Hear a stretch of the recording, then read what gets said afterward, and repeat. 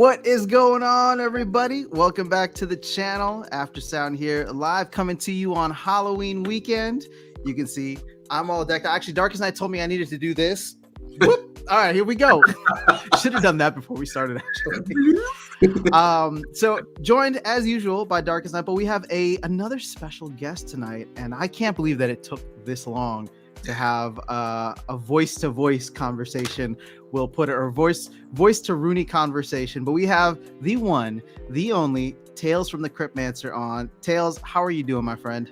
I am doing fantastic, and I am so happy to be here. I am obviously a huge fan of the After Dark show, and just thrilled to be here talking shop on a Friday night. What better place to be? And there is no shortage of topics to talk about tonight, I tell you that. I was gonna say, guys, don't let the pumpkin outfit or Darkest Night's eyes throw you off, or Tails' Runi. This is hopefully gonna be somewhat serious. I feel like there's a lot of crazy things happening right now. What's up, Darkest Night? What kind of intro was that, Tails? You know what we want to hear. I leave that to After Sound. He's got the voice, man. He's got the lyrics. So can you intro him after Sound? I mean, I can try my best, but now I'm getting performance anxiety to doing it live in front of the master. All right, ready? Okay, let's do it. Hello, crypto boys and ghouls. Tales from the Cryptmancer is in the house. Let's go. All right, that's the best I can do right now. Okay, that's all. No, that was perfect.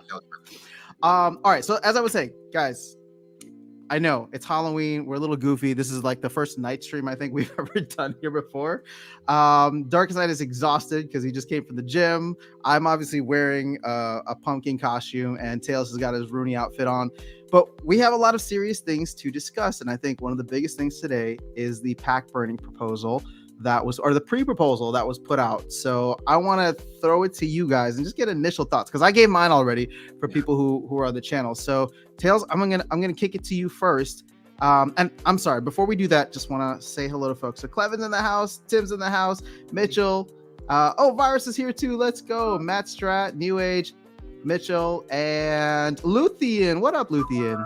All right, so Tails, pack burning, Chaos Legion. I never thought it would happen. Did you? Oh yeah. I gotta tell you, I feel like I'm a Splinterlands activist these days. Just going around, talking to the peoples about different topics. And it's funny because I was going about my work day and getting stuff done for work, and then all of a sudden I see your video. I'm watching one video, and then another video pops up. And I'm like, oh, I got to make some comments here. The next thing I know, I'm doing research and I'm getting some Twitter data ready to be posted, and then this proposal comes out.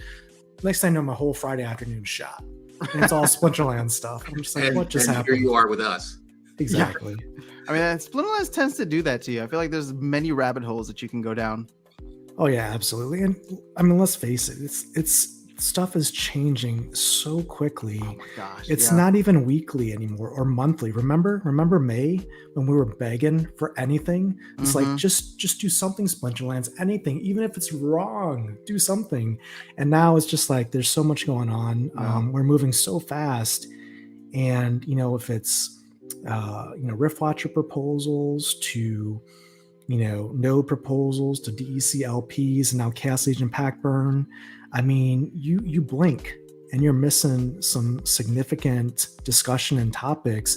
And that's why I actually do some from time to time topics on my channel on YouTube talking about Mav Chat Bites, because there's so much that can happen in Mav Chat. Like if you blink, you miss it. Like you can literally miss a conversation that happens maybe over the course, a very tense and very in-depth conversation that can happen literally in 20 minutes on Mav Chat. Yeah. And if you're not there and you don't see it, you miss it. So I think it gets buried by VC Dragon complaining about his reward chest, right? Shout out to VC Dragon. I know he watches the channel. No, I love the Mav Chat Bites. I think that's a perfect way to do it, because I can't keep up with everything in there either. And I know Darkest Night doesn't even bother just because there's so much going on. So you said you figured that the pack burning was something that was going to come. I love the thought process of there's too much happening, because literally, guys, in the same week, we have gotten the Riftwatcher and node DEC proposals, which threw everybody for a loop the day before Runi launched. And now here we are talking about yet another crazy proposal. So Darkest Night, we were talking about this briefly beforehand. You don't care about pack burning. Let them burn, let them not. Like, how are you feeling? So one, I will say this, you wrote a song about it, right? Chaos is here. Like we're living like in chaos, right? So at this point, by the time I can even care about something, there's something else coming out. I know the benefit of burning packs. I don't think it's a good idea because at some point in the future, we're going to wish we had those packs, right? When people flood into the game, whether it's 2 years, 3 years from now, burning of packs is an irreversible act, right? You can't undo it. So why can't you just take them off of the marketplace, right? Just don't sell them and then save them for a year down the line and give them out as tournament rewards or whatever, right? But once they're gone, they're gone. Can I add a couple comments to that? Please. Absolutely. So first off, I mean, obviously the beauty of our community is, you know, everyone has different perspectives and journeys in Splinterlands. And I've had conversations today with yourself after Sound on YouTube here. I've had conversations last night with Rogue. I've had conversations in Mav chat this evening with Gank. And these are all, I mean, all of you guys are so super smart. You guys are Splinterlands experts. And invariably, all of us have slightly different takes and opinions on, you know, these topics and proposals. And what I think is so great about the community in Splinterlands is, you know, we can have these conversations. We can, you know, talk about pros, talk about cons, understand and respect the different viewpoints, and then make our own decisions at the end of the day and put that little vote button into action, you know, the up or down arrow. And that's the beauty of this thing. And what makes it even better is that Splinterlands as a company, you know, listens to the community and actually makes changes to the game, not only based on just community sentiments, but they then put, I'm sure, the data together and say, okay, yeah, this makes sense. What the community is feeling or experiencing or sensing is real. And let's see if we can change it and make it better. So you don't see that in Web 2 gaming. Like, when's the last time, you know, Activision or Blizzard or any of these companies did something for the community that the community wanted? It's not happening. So we got to realize that we're in a very special place as a game. And, you know, I just hope that as we continue to have these proposals and to have these discussions, that we continue to be a, you know, very respectful community, because so far it's definitely been that. And I like to see that. And going back to, you know, Darkest Nights, you know, your points there with the pack burning, I totally, you know, understand that, but I will just add, just to play devil's advocate, two comments. If Splinterlands were to, let's say, take 4 million packs off the market today and say, hey, you know, we're not going to burn it, we're not going to sell it, we're just going to put it in the DAO, or we're going to keep it and just give it out as rewards or re-release it in the future, right? The challenge with that, I think, in my mind, is you then have uncertainty and not a blockchain state of reality. Because what happens is, imagine me now. I go and Curse Windaku now is a card that I have and I want to buy. I buy a bunch of Curse Windaku, and now because Chaos Legion 4 million packs are off the market, let's say Curse Windaku goes up from, let's say, 60 cents to $5. And I'm buying Curse Windakus for $5, you know, I'm building my collection. And then all of a sudden, you know, a year later, Splinterlands Aggie comes on a town hall and says, hey, guess what? 5 million Chaos Legion packs. Here, have them. We're re-releasing everything. And now overnight, my Curse Windaku goes back down to 60 cents. And I'm going, Aggie, what the heck just happened? So you can't run a market like that. I compare it to the real world. Like if Apple is, as a stock, says, you know, I went and bought 1 share of Apple. And I'm like, all right, I got 1 share of Apple. I'm feeling good about myself. And then Apple comes out, you know, 6 months later after I buy my 1 share and says, you know what? We're issuing, you know, 100 more million shares of Apple stock. Have a nice day. You're gonna be pissed. You'd be pissed. So I don't think we can arbitrarily take stuff on market and off market, because then you can't have sustained market, you know, tokenomics or markenomics, whatever you want to call it, right? So from that perspective, I don't know if that's a viable option. But what I will say is, when you talk about burning and you talk about it in the concept of Chaos Legion packs, remember, Cast Legion isn't the end of the line for Splinterlands, for cards, right? So if Cast Legion packs were burned, yes, those numbers would go down, and the numbers are a different topic altogether. What is the right number for the user base that exists today or will exist in the near future? And that's a different conversation. But the conversation of Cast Legion packs, if you say that if we burn those and we need those cards and they're gone forever, that's terrible. The sky is falling. We're all doomed. I would say that's not the case, because the team can print Rebellion to the right size number based on what the necessary needs for land and the user base is in the future. So that argument to me, while is certainly valid, I think it's also kind of boxed in that it's not also looking at the longer term picture of cards. And I don't know, After Sound, if we can later on in the stream maybe bring up some of the data that I posted onto Twitter. Yeah. But there's a lot of data that I think we should talk through, because my feeling when it comes to topics like the Chaos Legion discussion is, if we're talking about it just from feelings, like I feel this way or I think this way, that's fine. But unless we have real data to look at and to understand what it means for the game, it's just that. It's kind of like feelings. It's kind of like, well, I feel like the market may go up, or I feel like it may go down, or I feel like we may have enough. But until we look at the data, we really can't say for sure what the team might be thinking and why they might be making those changes. So I've been trying to go through the data and really try to communicate where I think there are some issues and why I think the team is making this decision. Gotcha. Okay, let me go ahead and pull that up. Yeah. Sorry, what was that, Darkest Night? Let's look at the data now. I'm definitely. Right. So, because one of the things that I have noticed, right, and you're exactly right. The data will tell a story of where I think the team is trying to go, but I have seen nothing but emotional responses in the 2 years that I've been here, right? Mm-hmm. And I think people, again, we see what the numbers tell us, but we'll do exactly the opposite in terms of what's the best course of action to take. And then we'll scream from the rooftops that that someone's screwing us over. What's funny? Earlier, Darkest Night, you said, I don't think that they should burn the packs because that's irreversible. And I was like, you know what? I feel like after the proposal this week and after every proposal, nothing's reversible. Like I think my next proposal that I want to put in is for more Untamed packs in the store. Let them chew on that. See how that goes. That's awesome, dude. That's awesome. All right, so Tails, I pulled this up. Is this the right thing? This is certainly one of them. Yep, there's this one, and there's another one I posted later this evening. But what I wanted to do is kind of look at some of the data to talk about the pack burn, because I think one of your comments actually, it was kind of funny because the comment that you made on YouTube actually had me research this afternoon. Okay. And I was actually posting that was this a good data. Exchange. I really appreciated what you said there. I don't know if you want to rehash it real quickly for folks here. Yeah, I mean, we can start there. Let's start there with the YouTube comments from your video. And this was from the Town Hall summary video from today. And because I think the topic of Chaos Legion pack burn came up in that video, right? As far as a topic. Yeah. Hold on. I'm not logged into YouTube on this browser. Here, okay.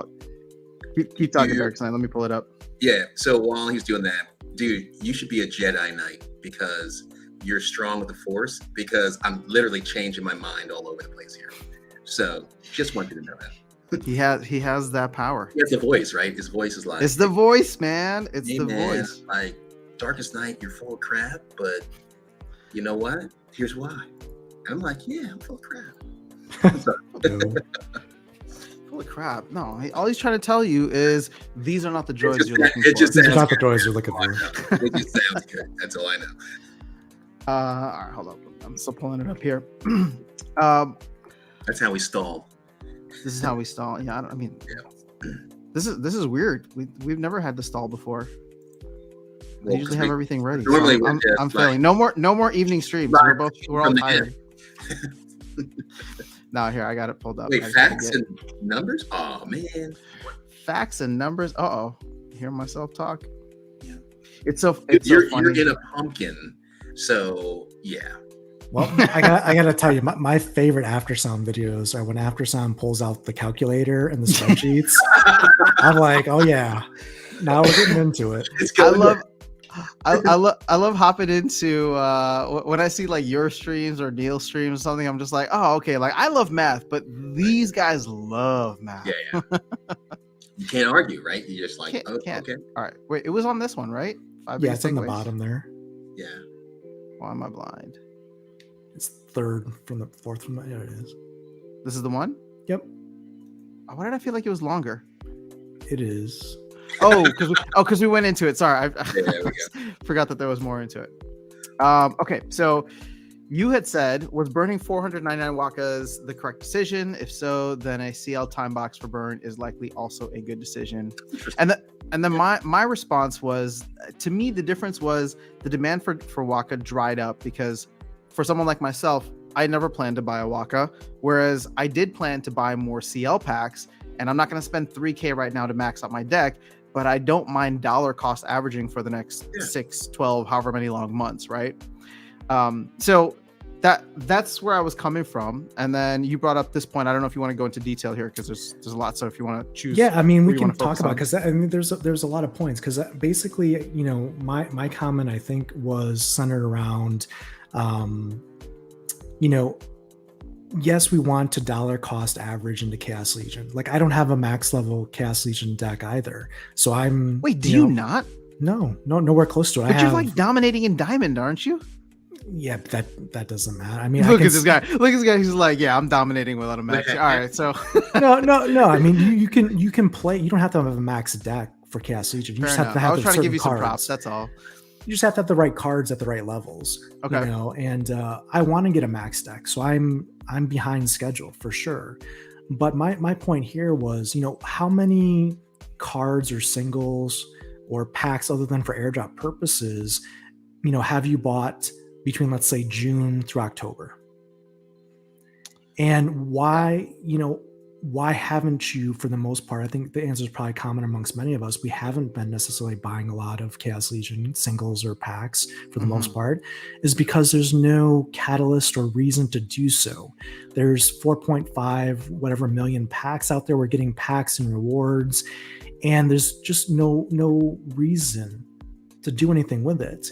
And my point was, if we don't put an event or a catalyst or some kind of time box around the set, because I fundamentally believe that the set is drastically overprinted, it's not going to sell. It's going to take not months, but possibly more than a year to sell through, because there's no reason to do what you mentioned, to dollar cost average in and to build your deck. If they keep introducing things like Lux Vega and Rebellion and Rift Watchers, at what point are you really going to say, hey, I'm really going to take this Starbucks coffee money and I'm really going to level up, you know, my Goblin Psychic now to max level or whatever level I want to get it to get that extra health or whatever? And the answer is, it's not going to happen. It's kind of like that to-do list task that you have that just keeps getting pushed to the bottom. Yeah. And you look a year later and say, it's still there. Why didn't I get this done? Well, it's because there's nothing telling you to get it done. And that's why I think something like a time box in here, which the proposal actually includes, is something that will, yes, the end result could be a burn of Chaos Legion packs, but I think what'll happen is there'll be that catalyst, it'll be that event, similar to the SPS node, or excuse me, the SPS price pumping with Rift Watchers, and then the subsequent Tranche 1 nodes selling out. Because all of a sudden people saw, hey, nodes are pumping, my SPS is worth more now, I can get a node now. And then once a couple people started doing it, people said, oh, wait, what's going on here? What are they doing? Why are they doing this? And like, oh, I should probably, you know, do that now too. And then all of a sudden, within like literally an hour, nodes were gone. Yeah. Right. So everyone keeps talking about, oh, we're going to hit this Chaos Legion, we're going to burn 4 million packs. I don't think the team really think that's going to happen. I think the team is saying with this kind of window between now and March to say, hey, you know, this is the time to act. You know, the time to act is not tomorrow, it's today. You know, what's Carpe Diem? Is that the saying, right? So, yeah. So that's what they're trying to do, to say, yeah, but here's the counter argument we'll receive, and the team will receive as well, is, you know what? I don't have the capital. I don't have the money to buy all my Chaos Legion cards by March 31st. And I feel bad and I'm very upset with these Splinter Lands. And that's a valid statement. At the same time, I think we have to look at the bigger picture. The bigger picture is between now and March 31st, a lot of packs will either be bought or burnt, right? And the thing to remember is even if all the packs, none of them are sold, let's just say that no one buys any packs, everyone, gets their torches and pitchforks out and says, I refuse to buy Chaos Legion, right? And they're all burnt, worst case scenario. The data that I saw and that I found after our conversation today was we have 20% of the Chaos Legion print run that is just sitting on the sidelines, that's purchased, that's unopened. It's just an investor vehicle right now. 20% is roughly 3 million packs. And that doesn't include the 4.5 million that are going to be burnt or sold between them. Yep, exactly. So my point to someone that says, hey, if I don't buy between now and March 31st, I'm not going to have time to get Chaos Legion. Again, I think that's fundamentally flawed when you look at the data, because if you look at our true player base, and then you look at all those potential cards that have yet to enter the market, there's plenty of supply for people even after March 31st to get reasonably priced cards with. Just because, again, the number is so fundamentally large compared to the player base that the math, is just there. So that's really was my point, I think, on the middle point there. So here's the thing. I've been actually coming around to the idea. It's what I was trying to explain. I don't know if it was in the video earlier. It's one of the things that sold me on not the project, but the team, was hearing an AMA, and I think they were still called AMAs back then, right? Where the team actually talked about the SPS airdrop. Again, this was a year ago, and said something along the lines of SPS,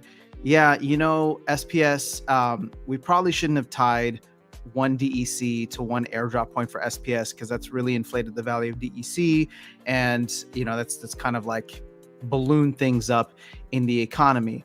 But we put it in the white paper, and we're just going to have to stick it out and figure it out from here. And for some reason, again, I always joke about being a Bitcoin maxi, but I looked at that, I'm just like, oh shoot, they messed up, they recognize that they messed up, and they're still not going to change it because they're going to try to figure out a solution moving forward. So obviously this isn't a perfect parallel one-to-one, but it's with the CL packs, the argument that they made a bad decision. I mean, they even admitted today, right, that they made a decision for how many packs were needed based on where we were in the bull run. They didn't talk about the bots, but obviously everybody, that's the biggest elephant in the room that everybody knows, however many of those 500,000 daily active users were bots back in the day.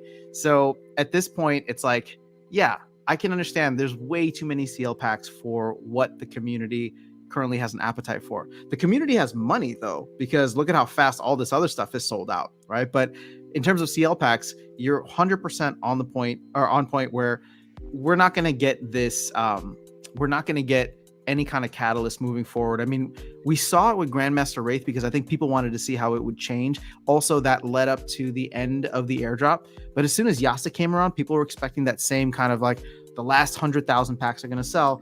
It didn't go. And I don't think that we're going to see that amongst the rest of the airdrops. But overall, I'm for this kind of timed sale. I just didn't, in the same way that, in the same way that I was against the Rift Watchers changing the terms of that sale afterwards, even though we're almost a year into the sale of Chaos Legion, I was also against the terms of that, just because that's kind of the foundation of what I really had a lot of respect for the team decision making was on. And it's if when Rebellion comes out, it mirrors GLG and Tower Defense and says all right, 15 million packs or all sold by December 31st of 2023, I would have been oh, okay, this is great, because now we know what we're getting into and we know how to approach this and what the game plan is. Now, that being said, I mean, even the Rift Watcher and Node stuff, I'm coming around to it because ultimately I want to be a team player, even though I think that I'm still not a big fan of it. And at the end of the day, the what it comes down to, everyone's just do we trust Yaba? Do we not? Do we trust where the team is trying to go? I don't think that there's any loss of trust in the team. I think there's loss of confidence, but in terms of the team, there's no loss of trust, because I do believe that Matt and team are just trying to look at this economy and steer it as best they can. And the thing is, they have internal numbers that they're working with, and maybe internal incentives that they're working with that they need to hit or keep in mind. So I just wish they hadn't released it literally after the previous town hall. This should have come out like all these proposals should have come out today. We could have chewed about it over the weekend and then had Matt on Monday. But so let me ask you this question, right? So the reality is there's too many packs out there. I'll ask you after Sound and then Tails. When was the last time you actually purchased a Chaos Legion pack? Honestly, you get them for rewards, right? But I haven't bought them since the pre-sale, right? So it's been a minute, yeah. It's been a while, right? So maybe, from that perspective alone, who's going to buy up all these packs that are out there, right? It might be investors, it might be us, but I'm looking towards Rift Watchers, right? And maybe even Rebellion, right? Before I buy something. We all know within the community, the best way to get your Chaos Legion leveled up is not by buying packs, right? By going to the marketplace and buying cards. So while that exists, there's no incentive for any of us that would be listening to this, live stream, to go and say, hey, I think I'm gonna go buy 200, Chaos Legion packs. Like, that's not gonna happen. Yeah, right? Well, to your point, the incentive is to potentially top up so that you get a minimum, like, guaranteed amount of airdrops. But sure. Like, I not even bother with that because, like, I did that for Yasik, and it's like, okay, I'm gonna need to buy another 75 packs in order to guarantee one more BCX, and 75 packs at $2 a pack. If DEC is half of its peg, is $150. Or I could just buy that card. Yeah, versus $20 card. So the incentive is completely gone. So exactly. But yeah, Tails, I don't know if you were gonna answer his question too. Yeah, it's a great question, Darkest Night. Is the last time I bought a Chaos Legion pack was during the general sale in January. And it's because I went heavy during the general sale. I bought all that I needed and more at that point in time. And I'm good.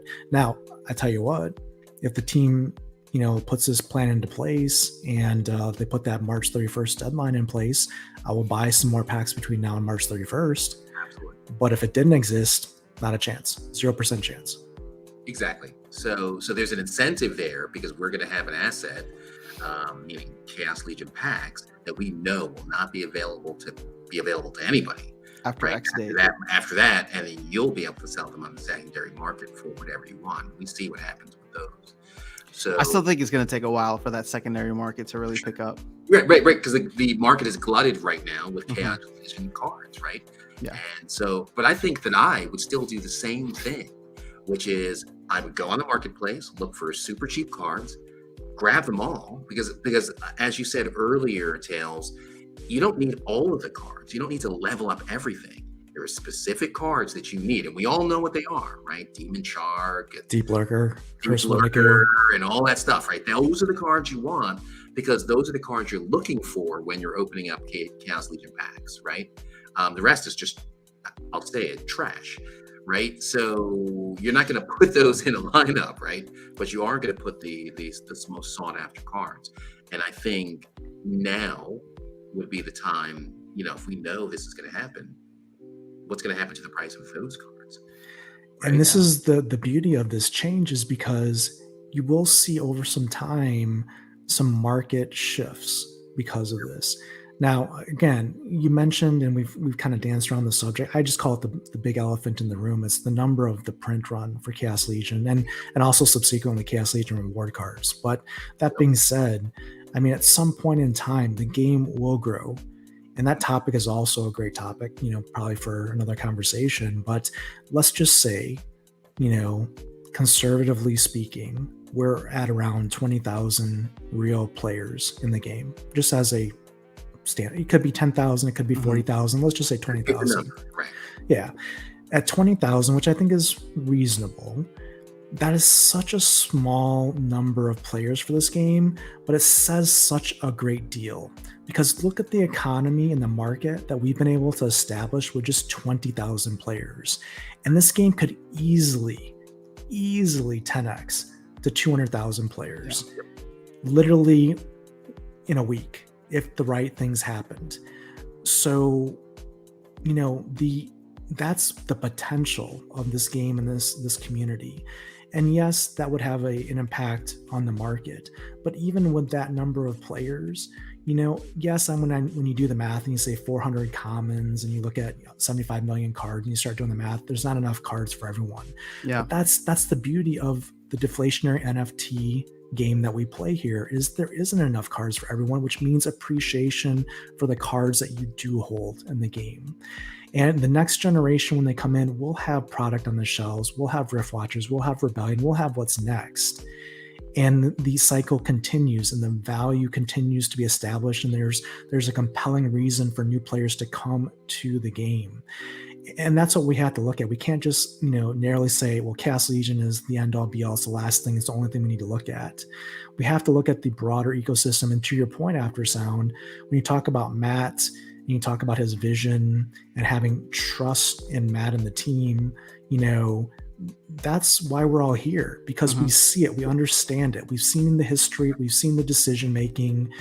We may not agree with all the decisions, right? It's easy to armchair quarterback this thing, and it's really hard to do it in real life. So you got to have respect for the team. But what they've shown is they've shown the ability to make tough decisions, to steer the ship, and the wheels haven't fallen off this bus. So let them continue to do so. Let us have the conversation. Let's give them at least the feedback of what we think is the right decision. Let them churn the data, do the modeling, and say, this is where we're going. Now, I know that in the future the DAO will take over that, and we're kind of in a half pregnant kind of situation now. We've kind of got the Splinterlands team putting out the proposals, drafting the proposals, and we're voting on it. So it's not necessarily decentralized per se, but we're going to get there over time. And you kind of have to let them have some of this leeway. For even us just to have the ability to vote on this stuff is a major change and a major accomplishment. So, we'll get there eventually. But I think the team is give them some space, give them some room, but also let's make our voice be heard. And there's topics, that we haven't even touched on today. Like I was talking at the beginning of the stream about me kind of feeling like I'm a Splinterlands activist here, is because they're topics that I think, these are all topics that are relevant that we've been talking about today, but there's also topics in the game that haven't been necessarily vocalized or realized at the team level that I think are real challenges for the game that needs to get fixed sooner rather than later. Topics like the rating system in the game is broken right now. It's terribly broken. That is being discussed more. I know you've been championing the whole ratings inflation thing, and I appreciate the fact that you were shining a spotlight on that. But I do feel as though the stuff that you bring up gets covered by the Bav Chat and team quite a bit more. Yeah, and I think so. I mean, and that's really our job as a community, is I think to bubble up the topics that are relevant to the players. Because, for example, if new players are challenged to enter the game, we as the existing player base need to step up and make the game better, not just for the next generation, but also for ourselves. If we're frustrated or feeling pain in the game, chances are the players, virtually to our left or to our right, are also feeling some of that pain as well. And that's why in a lot of cases, I'll go out to Twitter, out to my YouTube, and ask questions to make sure it's not just me feeling these things. Yeah. So like rating is one thing, and also just the distribution of championship rewards. The number of players getting those proportionate to the awards that are being distributed, and tying back into the rating system and how there is literally a broken issue especially at the beginning, at the middle of the season, gating those rewards. These are problems that, if, again, the bot problem existed for a year before it got addressed this year, right? And After Sound, we've been talking about bots for forever, and the team has done something about it. But it's triggered. Sorry. But how long did it take them to fix it? It took a while, and there's a lot of there's a lot of damage done. Yeah. That's why, for me, I want to make sure that as topics come up, like these champion wars, like the rating system, that we get them front and center in front of the team, so it doesn't take a year to address. Let's fix it in, let's say, 2 months rather than 12 months. That's an improvement. Yeah. Well, I do think that they are firing on all cylinders to a certain extent, right? Like, it's just a matter of getting this in front of them, getting them to look at the data. And then I do feel like we get proposals, maybe not that we necessarily agree with, but do you think this whole card leveling thing is a way to, it's not the best way, but does it attack part of the ratings inflation? Absolutely. Well, not the rating inflation. I think it addresses concerns of real world silver and gold players. I think if you're a real human player, not a bot player in silver and gold, at least what I've seen, I think the data shows that you're going to be happy with this change once it goes live. Well, because the numbers of cards from bots that are going to get reduced rewards are going to be significant to someone who actually has a real card collection. And that means more SPS for those players that actually are playing the game the right way. Which will draw new players. Yeah. All right. I want to take a quick second here, which will probably take a little bit longer because I'm like 30 minutes behind on chat. But I do. Been blowing up. Yeah, I just want to recognize everybody's here. So Cimarron's in the house. What's going on? Stock Jockey, Chief Burning Elk. Same pack burning is probably necessary. Paolo's in the house. You guys like the pumpkin? I'm glad about that. Yeah, Aggie wasn't lying a while back when he said there was going to be a wave of stuff. Yeah, I know. I mean, I didn't expect it, but I've heard it all down. Of course. Turn all down. I can have my 320 packs. Slutty Pumpkin from How I Met Your Mother. Yeah, that's me. Is for the thumbnail. Thanks. I'm getting people who stopped coming into the live streams coming back now with this pumpkin outfit. Happy Halloween. I'm supposed to be watching the Astros. Okay, so fun fact, I think baseball is really boring. Also, the Astros cheated, didn't they? So boo Astros. No, that was the Patriots, wasn't it? Oh, but I like the Patriots. So that was really actually, I realized once Tom Brady left the Patriots that I really just wanted to see how long he could play for. But I think did you hear that the whole meme like Giselle is a witch and now that they're getting divorced he sucks? Dude, do not get me started on that one. Yeah. Actually, I don't want to do it on stream, so we'll talk about it later. Stream could go super left. So let's just let's just leave it. All right, Cahill's in the house. What's going on? See the conversations bring up a great divide in SL. It's supposed to be a game with crypto, or is it a crypto first with game? I think it's both. I think they've found a way to balance both elements. Although there's a lot to be desired from a game standpoint, but there is a fantastically addictive game.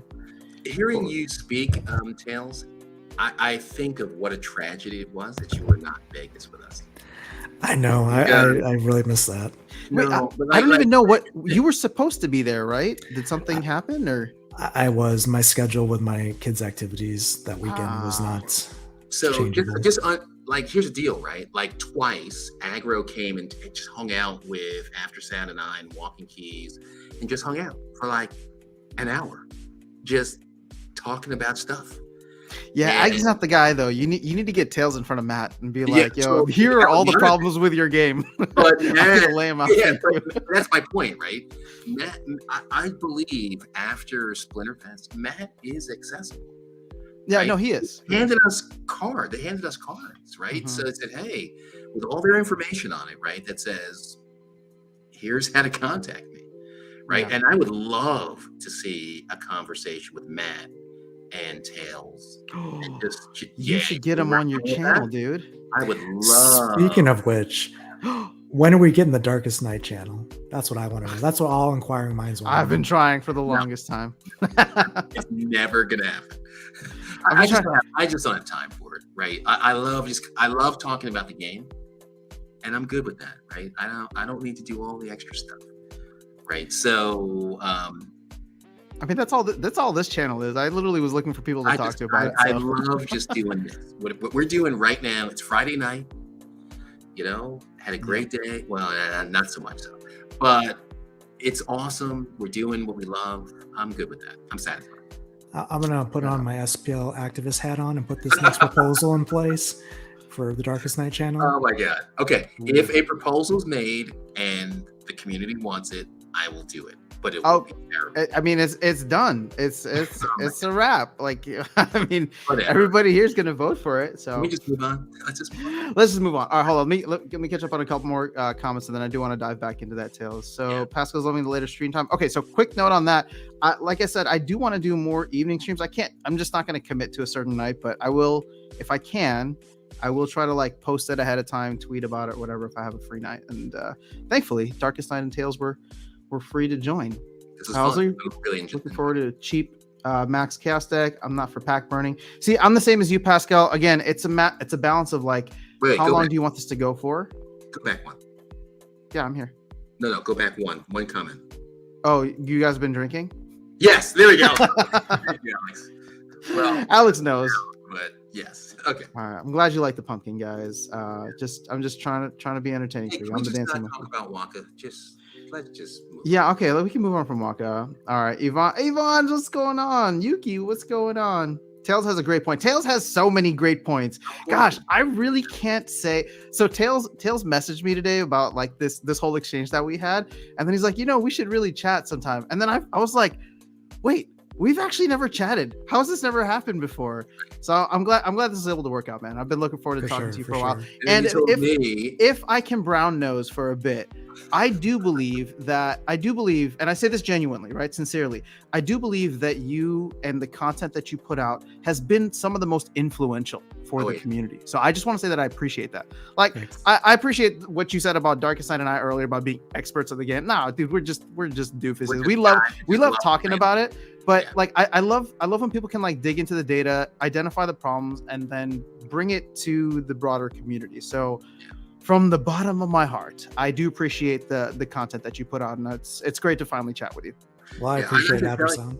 And I'll tell you, you have made recommendations in the past, and I said, I don't know if I want to do that, but we'll talk about it, and then all of a sudden I'll be like, bye. Right. So I'm like, no joke, right? Like, so, and I see the wisdom in some of the things that you say, and I'm just like, you know what? I can't be on the wrong side of this. I need to get this asset. So yeah, not financial advice. Yeah, you can say that all you want, but I'm like, financial advice. What's interesting, and I'm going to ask you a question that may seem out of left field, but it's like, have you ever had an interest in game design? Because I feel like what I tend to talk about mostly is like economy and economy design, right? But the game elements kind of layer or peppered in there. But I feel like you actually look at the way that the game is designed, right? Ratings, inflation, all the different, obviously the bot stuff that was happening before. Like, has that ever been an interest for you? Or is this just something that you're getting into now with the data because of how you are invested into Splinterlands, both emotionally and financially? Yeah, it's weird. It's like I said, when I discovered Splinterlands in August of last year, it was just it's hard to explain because it just seemed so right. Like you know the saying, if it's too good to be true, it is. Splinterlands is too good to be true, but it is still good, right? So for me, that's why I'm so passionate about it, because again, I never, just like yourself, Aftersought, I never set out across to be a YouTube content creator. I never created a video in my life before I started talking about Splinterlands, right? And I just did it because it was a passion for me to talk about it and to comment on it. And I never would have guessed, a year later I would be here on your stream talking, about these topics. But here we are. And isn't it weird? Isn't it weird? Like, just real talk for a second. I mean, you have what? I was just checking, like 1,500 subs or something like that. It was like 1,400, yeah, something like 1,400, whatever. We round up here. I mean, the point being that, like, and I'm saying this not to count numbers, whatever. I'm just saying, like, for me, it's weird too, just to think that, like, oh, there's like a bunch of people who like click subscribe on whatever I'm saying, and I feel like I have no clue what I'm talking about. At least when Tails comes out, I'm like, oh, he's got the data to back it up. You cannot discount that. Aftersought, you are like the voice of Splinterlands. Like, you're putting out content like 3 or 4 times daily. Like, as soon as it's released, like, you're my like go-to when it comes to what's happening in Splinterlands. How I found out about the Chaos Legion pack burning proposal was through your video today. I was sitting here creating a tweet talking about all this data, and the next thing I know, I'm like, what? This proposal exists? Yeah. I'm like, how am I too late to this? Topic. Yeah. But seriously, no, I mean, appreciate your content. You're keeping so many of the community up to date with everything that's going on, and it is so valuable. So, all right, it's weird. You're making me uncomfortable now. I was trying to make you uncomfortable, and now you're doing it back. Let's stop. No. Real talk. I mean, like I said, I appreciate it. So, hold up. Somebody was saying here, I hate to burn asses, but I think Tails is correct. I think most of CL would be bought up super quick if they say they are going to burn at a certain date. So I have a question about that. So I think we're all kind of moving into this is a good idea. Tails, what would you suggest, right, for a person that's relatively new to the game, right? They don't have all the assets. They're not a whale by in any account, right? But they want to progress through the game. What would you, knowing that this is happening at some point in the future, what would you recommend for a newer player that needs to kind of progress through the game? And again, not financial advice, right? So Sure. Game advice, financial advice. Yeah, it's a great question. I mean, I think there actually should probably be more content on this, on talking about silver and gold level decks and how to climb through the ranks. Because I know when I started the game, I had to learn the hard way. I actually purchased a lot of really bad cards, and I still have them because I didn't know what I was doing. And I learned from those mistakes, and we move on. But if I was new to the game, just coming into the game today, coming from Runi, for example, and I wanted to start this journey, I would say the goal would be to probably learn the game mechanics, talk to people in Mav chat, or talk to people on Discord or on YouTube, and get some ideas of, or just hop on Splinterlands TV. There's so many great streamers that know the cards, the decks, to give you advice, and you're going to get all that information there. And I would say start with a silver level deck, target in on specific Chaos Legion, and in some cases Riftwatcher cards. Probably focus honestly on 2 splinters plus neutrals to start with, to get in silver, and then go from there. Start earning your rewards, put in the time to learn the game, and then expand. And then maybe you add a 3rd splinter, and just build those meta teams to help you climb as high as you can in silver, and see where you want to go, see if the game's for you. But knowing that you're going to be earning SPS, you're going to be earning reward cards, you're going to be earning so much more than players that came before you were earning when they first started the game, and you're going to be coming in at such a lower cost price point to play the game. And from that perspective, I honestly think it's a great time to join the game. And I know a lot of people are a little salty in comments and stuff, but honestly, if you really objectively take a step back and you look at the landscape, it's really, really positive. Like, honestly, I would have saved so much money coming in now to the game. Now, granted, I would have to probably, say, hey, I'm jumping in, head first, and I'm gonna, build a deck here, but my deck would be so much better, for the money that I would put into it. So, yeah, I mean, we jumped in during that crazy hype cycle last year, and we didn't think it was gonna end, right? The bull run. So. Yeah, I mean that's an awesome answer, right? Because I mean that's the thing that I think about all the time, right? If I was going to tell one of my friends to join me in the game, hey, there's a great game here, but what advice would I give them, other than me delegating them a deck, right? Is if you want to grow in this game, here's what you need to do. What you just said is a perfect answer, right? Learn the game. Don't make the same mistakes we made. Right. And, hopefully at the end of it, you'll have some assets that are valuable that will make you more assets, meaning, some sort of crypto rewards, and continue to just grow that value. Right. I bought everything when I was, new, but everything was cheap then. Everything's cheap now, but it's not always going to be cheap. Yeah. And I think that's the big thing too, right? Is there are things that are out there, Rift Watchers. Now we're talking about Chaos Legion packs. Eventually they're going to be gone. Right. So if there's something you need to do, something you need to buy, maybe you don't want to wait to get that. Right. You want to get it what's cheap, and then grow your value that way when they're more scarce. So, exactly. Anyway. And I would just add one other comment here. We talk about the SPS rewards in the game, and I'm not sure exactly what they are in silver and gold right now, but let's just say they go up a little bit, and let's just say they're a fraction. Let's say you're getting, less than 1 SPS in gold, and let's say you're maybe getting 0.5 SPS, per battle or per chest in silver, whatever that happens to be. I don't know the exact numbers, but walk with me here. That is such better value than the DEC we were getting a year ago. And people forget the fact DEC is valued, even back then, was valued at 0.00 0.015 or 0.0015, whatever the case. It Mhm. was literally fractions of pennies, Yeah. and you were getting single digit TEC. You can't compare that. Yes, you might be Yeah. getting 0.5 SPS, but even at 0.5 SPS at 5 cents, that's still magnitudes better value than we were getting when we were playing the game. And it was still seen as progress back then. So, and again, I think a lot of the players in Splinterlands will tell you that the value of SPS is not going to be 5 cents in the future. So if you're getting, half an SPS today, yeah, it might be 2.5 cents right now, but if you hold on to it, you stake it, you compound it, that 2.5 cents could really be like literally, $2 to $5 in the Yeah. future. So, it's all about perspective. And to answer Simran's question from earlier in the chat, which was a great question, is this a game first, crypto second, or is this a crypto first, game second? It's both, really. Yeah. It's Yeah. both. So you gotta like playing the game. If you don't like playing the game, you're going to be a passive investor in the game, and that's something different. But if you like playing the game,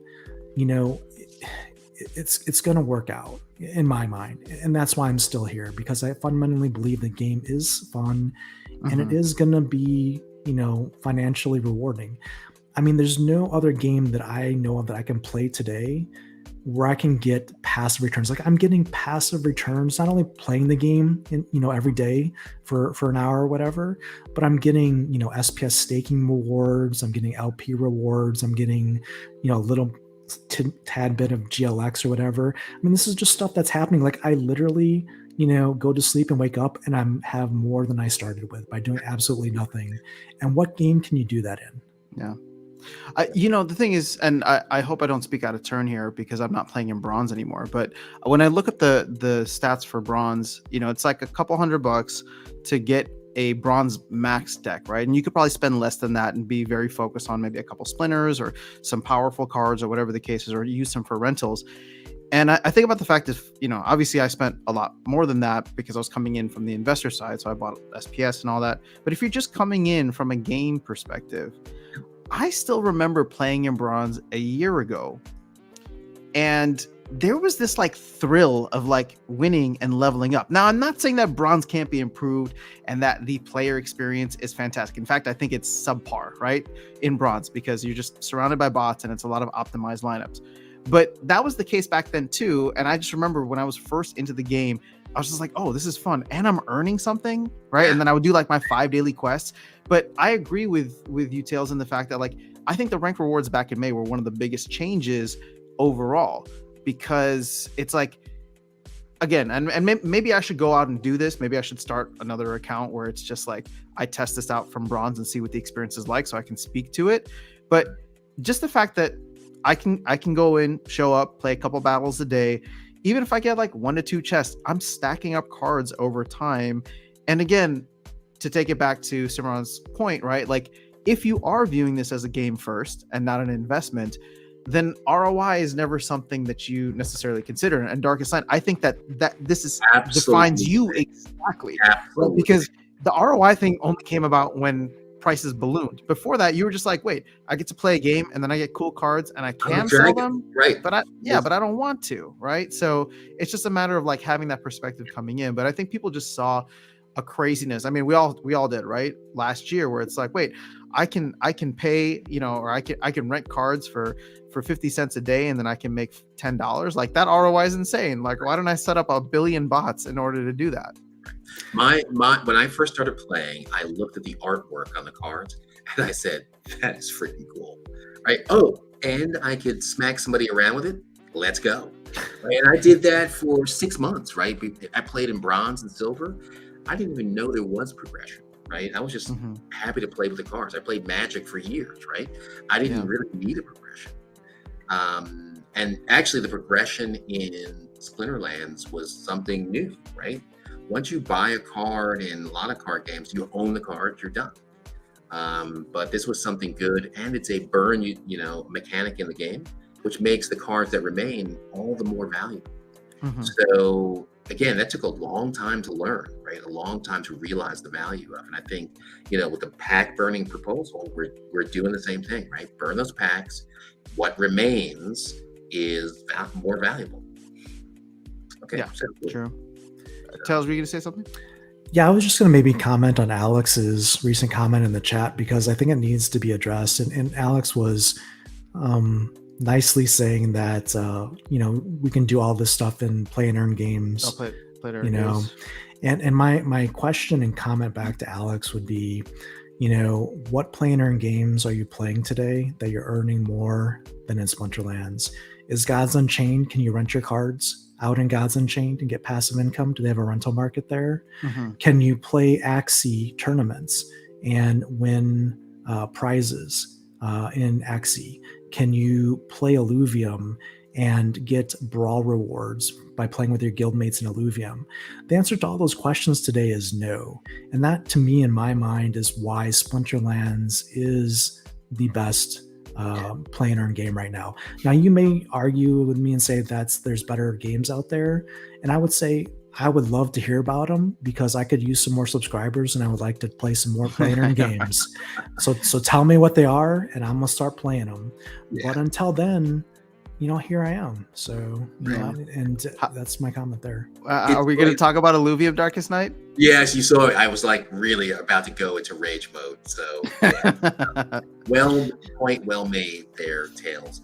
But to your point, right? I'll add to that. That's actually how Aftersand and I, started hanging out. Right? I saw his content and I said, I want this guy to win. Right? I want him to win. And here's some cards, man. And you're like, who the hell was this guy? Like, what the hell? But it was funny, right? Because that was my motivation, and not just for him, but for other people, right? Other games don't have that ability to do delegations or, to send people stuff as easily as it is in this game. So I agree with you 100% on that. Right? Like, what other game would you pick other than Splinterlands? Well, right? And here's the thing, like I always try to say that I don't play enough other games to like really comment on them, but at the same time I'm not hearing like I try to be on Twitter and just see what's happening in the play to earn space, and I'm not hearing like people glowing about it in the same way that I hear like the only other game that I actually played and then the community was awesome was the Undead Blocks, and I just haven't had a chance to jump back in. But they're having a tournament right now, by the way. Yeah, I know, they tried to get me to stream it and I was like, let's do it, dude. I want to play. I love killing zombies. Yeah, it'd be a good time. I'm not free this weekend. I'm heading to Dallas tomorrow. So man, I can kill zombies without you, man. do it. Stream. Yeah. I mean, so Alex, look, I know you're jumping on Tails' case here, but the thing is, like, we're all just kind of giving our opinions, so nothing's ever actually a fact. I don't know if you going after him for that is really worthwhile. Let me clarify again. So I'm not a whale in Splinterlands by any stretch of the imagination. I'm just like a minnow out here just trying to swim in the ocean. But I will say I have invested in Splinterlands assets. And on a daily basis, I can tell you I get SPS rewards by staking. I click a button and I get money. I get LP rewards in DEC and SPS by clicking a button and doing nothing. I get GLX rewards by owning SPS and staking it by doing nothing. Right, I get rental income on a daily basis for just renting my cards through an automation service like Splex. Right, I get, when I play tournaments, I get SPS from tournaments. I'll soon be getting SPS from Brawl rewards.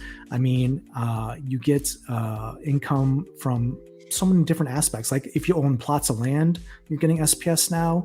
If you own a node, you're getting SPS. You're getting vouchers by staking SPS. You're getting vouchers from a node. I literally eat lunch and I can see little incremental, not even dollars, but cents adding up.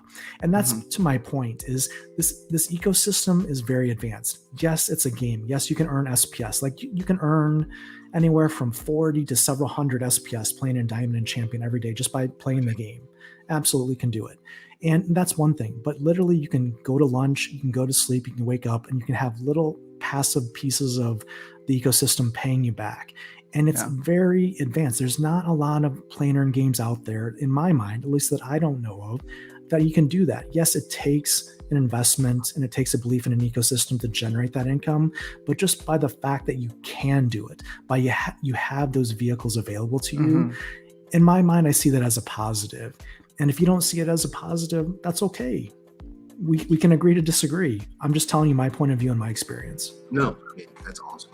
No. I mean, one of the things that excited me about Splinterlands was the game economy, right? Like, you know, I said this on a previous stream and then I was like, oh, I don't know if the team will like it if they ever hear it, but I think they would. Like, if you want to earn money, like real money in Splinterlands, don't play the game, right? Like, it's just buying a champion level deck for $4,000. You're like rolling the dice on like a jackpot. You'll have fun, but you should play the game if you enjoy the game, right? There's so many other avenues to earn with Splinterlands, whether that's LPs, investing in nodes, renting out cards, right? And I guess that would be an investment, but you wouldn't be buying a deck. You'd be buying the most, rent appealing cards in a sense. But it's fun to be able to play like the game, and then there's also this like game economy meta that people play, right? So I fully agree with you, Tails. Now here's the thing, and you said this too, like I don't know that other games aren't as good, but I don't think that other games have the same kind of track record that Splinterlands does in terms of being around for this amount of time. That being said, I do fully expect some of these games to, by the time we get to 2023, 24, 25, the next bull run, they're going to be the ones saying like, oh yeah, we were around in 2021, right? The same way that Splinterlands was around in 2018, even though they had cards and no game, right? But it's evolved into something, and I think we're going to see that across the metaverse kind of space. Right. Like one of the things we saw at Splinterfest was, the passion that Matt had, the passion that Aggro had, right? Like this is just not some guys just coding up some stuff. Like they truly believe in the product that they're creating. And there's no doubt, right? And everyone that they have around them feels the same way, right? Seeing, Weirdbeard run around and try to make sure that everything was perfect, right? Like you don't do that if you don't, if it's just, fly by night. So for sure. All right, let's catch up on some other comments here. So Mitchell's been dollar cost averaging. I can take off the pumpkin hat. No, this is like the one time a year I'm going to wear it, so I might as well. So Yvonne's saying CL's going on sale even after it sells out. Yeah, I mean, there's as Tails brought up, there's like 20% of packs. Go back 1 second. That's a nice Runi. That's a nice Runi. Exactly right. That Runi is hot. Right? Yeah, making me feel bad with my gray background. No, I'm happy for you, Yvonne. That Runi is hot. You met Yvonne at Splinterfest, right? Yes. Yep. There you go. All right. So it's impossible to focus on the point after Sean's making because he's wearing. I know, dude. So that's the whole point. I told you guys from the beginning. Tails is on, so I want you to pay attention to what he's saying. Just ignore the pumpkin suit. All right. Burn, baby, burn. All right. So if you guys get a chance, can you discuss your thoughts on vouchers? This is the one I wanted to get to. And if there's a way to save the price, or will it always be a constant price drop? Do you have any thoughts on vouchers? I feel like I've given a bunch already, and we've talked about it ad nauseum. Darkest Night and I. So Tails, what are your thoughts on vouchers? Well, I mean, 3 things you could do pretty easily in my mind would be 1, it's already in place. It's basically having bloodstones and power stones available for purchase by vouchers, but open it up to the entire game. Don't gate it by guild building levels. Make it available so anyone who wants blood and power stones can purchase vouchers. And that's an instant sync. Like I literally right now, I think I have 56,000 merits saved up because I'm waiting to be able to open those Brawling Gladius cases with bloodstones and power stones. And, that's just my decision, but I'm hoping that I can do it, and I'm hoping to spend vouchers very willingly to do so. Secondly, we need a voucher store. We need a voucher store where we have the ability to buy skins, to buy promo cards, to buy things quickly.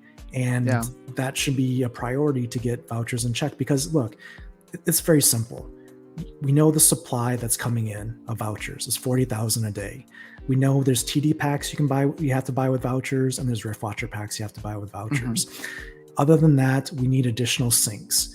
A voucher store, in addition to the non-card market, it's a no-brainer, right? And I think you had this idea as well, and it's just have promo cards that you can buy BCXs with vouchers. And just like the reward cards, just like they create reward cards, have promo cards that are more like the common variety. That's what I'm hoping for. Yeah. That you can burn with vouchers. And, it's not rocket science. Put in the faucets, or excuse me, you have the faucets sinks. already. Just put in the sinks. And it's, the team can obviously do it. I just don't think it's been a priority for them. And it will get done. Which is weird because they're so focused on like the game economy right now rather than the game. But these are like simple things that they could do to affect both. Well, I think they're focused on DEC and SPS. They're not focused on vouchers because vouchers to them probably adds no value from them as a company. As a player, it does for sure. As Splinterland's a company, vouchers is just printed out of nothing, right? It's nothing for them. Well, but I'm sure they would still want to get, for them, maybe you're right. Maybe they don't really care about voucher prices being so volatile where they just drop down to like essentially nothing and then all of a sudden pump to like $1 every time there's a major release. But I agree on the sense that we need some ongoing utility. It's just I snickered a little bit because when you talked about the voucher store, because we've been hearing about a voucher store since January of this year. I'm still waiting for an airdrop potion. I'm still waiting for an ECR potion. And I know I'm going to sound super jaded, but I wouldn't be surprised if I'll be waiting for power and bloodstone vouchers at some point in the next like 3 to 4 months if we still don't have it by then. Yeah, I mean, obviously, from a coding and development side, everything is more complex than we would think it to be. I mean, I think Darkest Night, you work in IT, so you can probably speak to that and understand that. So, it's not easy, but I do understand why they're doing tech modernization, and I think it's key for them to release stuff in the future. The good news is the things that we're asking for, the team knows about, and the team should be able to deliver. It's just a question of when. And, it's all about priorities. If they only have, let's say, 4 Scrum teams that are kind of delivering this stuff from a developer standpoint, there's only like 4 or 5 things they can realistically work on, in a given same period of time. So, we have to let them prioritize stuff, and vouchers should get attention at some point. But I just don't think it's a priority for them right now. Yeah, that's true. Yeah, I agree 100%. Hold on, Alex is saying Darkest Night should have dressed up too. He clearly can't see your eyes. That's his costume for tonight. That's from Thor, right? No, it's not from Thor. You could be. Oh, you could be. What's his Heimdall, right? Heimdall, yeah. It's from Thor. Okay, you know what? Yes. Wait, what was your answer going to be? I'm not going to tell you. All right, fair enough. All right, so James is saying if my assets. All right, Fiji sounds good. Jobby's in the house. Oh, we were all there at 100, 10x. Last year, right? We didn't sell. No, we were the ones. We did not sell because we love the game. You were. I was the one buying at 100x. Oh yeah, I was like. You were the one like being like, hey, this is crazy. Let's keep going. Yeah. My lawyer was like, you need to sell that now, and I was like, but I'm in a game in 5 minutes, right? Yeah. So yeah. All right. So Astros are pro cheaters. All right, that's great to know. Luthien saying Matt is one of the nicest people ever. I agree. He's a cool dude. Yeah. So that would have been an awesome conversation, right? I keep coming back to that. I would highly recommend Tails that you at least invite him on one of your shows, right? Or come back and maybe we have him here. But I think the conversation between you two would be amazing. No, I refuse to have team members on this channel. Really? Yeah, I don't want to talk to them. That's awesome. I mean, I don't know. It's just like well, it needs to happen though, right? It needs to happen. Here's the thing. I want to talk to them. I don't know. I'm just being weird about it because it's like, again, I started this channel not because I wanted to join the team. So that whole like path that I'm taking with doing music is completely separate. So I kind of want to keep those two aspects separate, which is why like I don't even want anybody on the team to watch these videos for the most part. I'm just like, well, no, they don't. But mainly it's like, I want to be able to kind of just speak freely here and not feel, but here's the thing, to the point, like I love when Cryptomancer came out and was just like, yeah, I'm voting against these proposals. This is not right. And then I was like, oh yeah, this shows that no, I'm not getting any pressure. Nobody's getting any pressure, but it's like, this is just this nice little safe space where I can complain and whine about the game and talk to you guys about it. Tails, I'm gonna say you should absolutely invite Matt to come on with you. I would love it, but Matt's a busy guy, and I'm sure he's got better things to do in the grand scheme of things. But going back to one of your questions, I think it was earlier in the stream, Darkest Night. I don't think I actually answered it. I think maybe you were talking about game design and stuff like that. My wife got so mad at me. I said, you know what? If somehow I retire early, maybe I'll look at Splinterlands and just do some work for them, just because I find it very interesting. Because it's like a passion project, right? But she says, what? No. So, but yeah, I mean, for me, like the game to me is so very interesting with its DeFi, concepts and its game mechanics. Like, I couldn't even spell crypto literally before last May of 2021. Honestly, I got introduced to it. I'm asking these questions like, what is a wallet? How does this work? Like, I had no idea what any of this was. So for me, this is just a passion project. It's something that I find super interesting. And, like they say, if you can find a job that you enjoy doing, you'll never work a day in your life. And for me, this is why I do the content creation of Splinterlands. I'm not making any money off Splinterlands content or anything like that. It's really just about, I enjoy it. And, I want to do it. It's not like anyone's, forcing me to do this. It's because I want to be on here on a Friday night, talking shop with After Sound and Darkest Night, because this is fun for me. Yeah. So when I met Weirdbeard for the first time, I said he is a perfect, how can I say, partner for aggro, right? Because they think very similarly about the game. When I hear you talk, I think the same thing about you and Matt. Like, Matt needs a Robin to his Batman, right? And that I could easily see you guys talking about the mechanics of the game and, the economy in a very realistic way, right? Data-driven conversations. And him allowing you to kind of take on some of the responsibilities that he has, because that was Aggro's issue, right?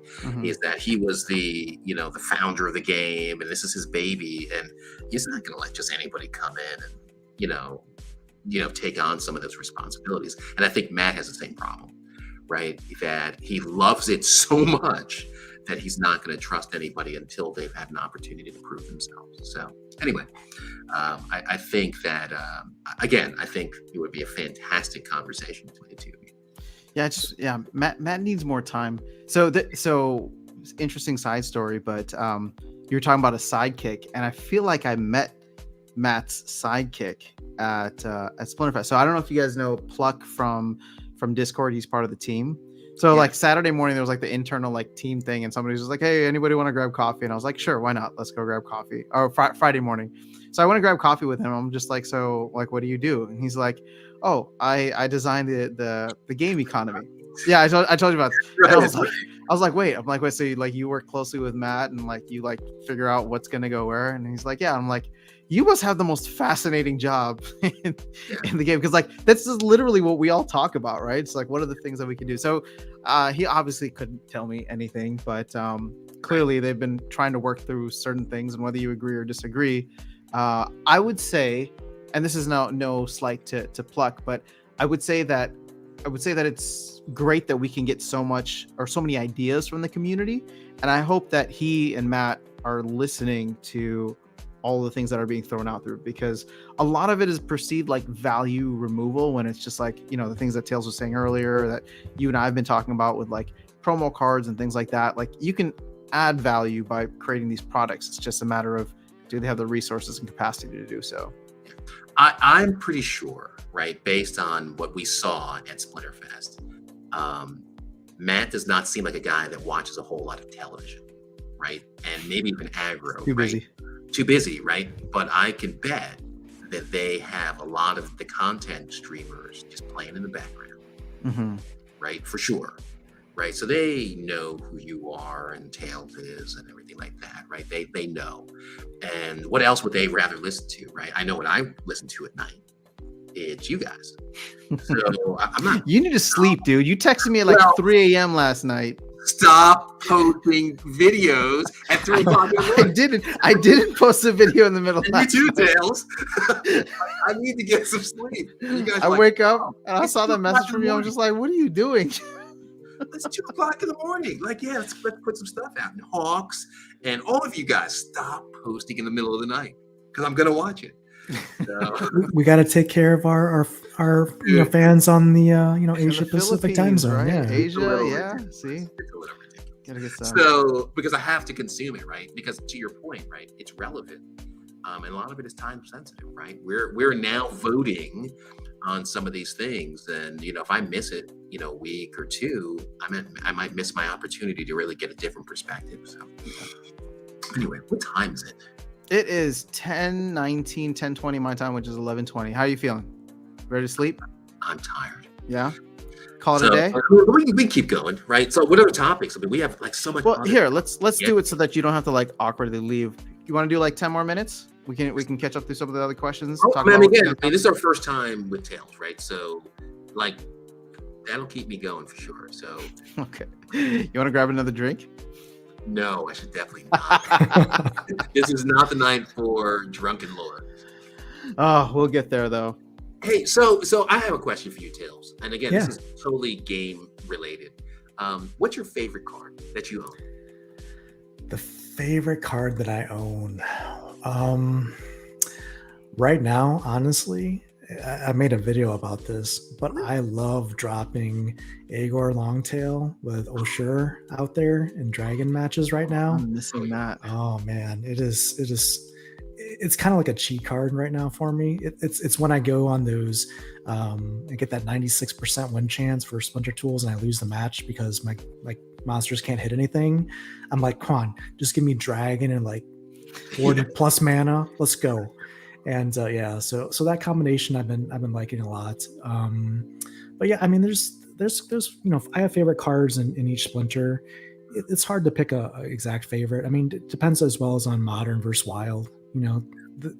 I made the change. I think it was 2 seasons ago to go from wild, which I've been pretty much playing, consistently, to modern. And I gotta tell you, switching over like that first season was rough. Like there were cards that I was so used to playing and teams I was so used to playing that I was like, oh, that's not available, is it? And I had to find basically, new metas and new teams. Now, and obviously you run across that in tournaments, whatever, but you don't really recognize it until you play, ranked battles, back to back where you're playing 30 matches a day. And you're like, man, this is a lot different. So again, it varies by Splinter, it varies by the league, but this is what's great about the game is there's a lot of cool cards and there's a lot of good lore. So I would say if I had to pick the probably just my favorite kind of card is like that I came into the game with is probably the Twisted Jester. Ooh. I just not from Classic. not from a meta perspective or from a let's say a card design perspective or playability, but just from a when I first came to the game, I looked at that card. I'm like, oh, that card's cool. I dig that. I like that card. So that's probably the one that sticks out. I hate that card. It's so fast, and it would always kill the people in the back line. I have that one too, and I haven't played it in so long because the meta's changed so much.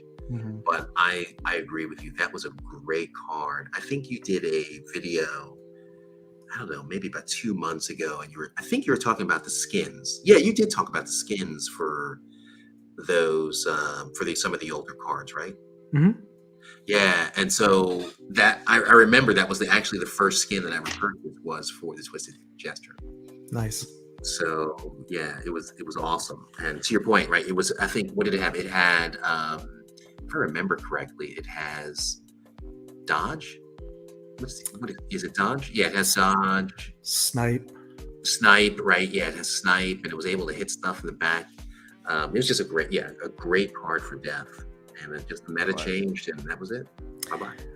Yeah, I guess for me, it just kind of goes to just some of the stuff growing up, that whether it was D&D or, Warhammer 40K, just that whole, whether it was Harlequins or, drow or whatever, just that kind of twisted jester feel was kind of vibing, when I first started playing Splinterlands. So You mentioned Warhammer, dude. I'm so deep in the lore right now. Oh my god, there's just so much happening. Did you keep up with the lore? of 40K or for the Yeah. fantasy side? 40K. 40K. Oh my gosh, we probably know each other through that. Honestly, Yeah. we honestly we probably do. If you play, I've not played with the miniatures, and I definitely don't paint, right? But I have a lot of the books, and sometimes I'll just run through my house. Astartes. Sorry. It's too funny. Too funny. Yeah. So it's good stuff. The lore, the lore is fantastic. So, and We'll definitely have to talk offline. yeah, absolutely.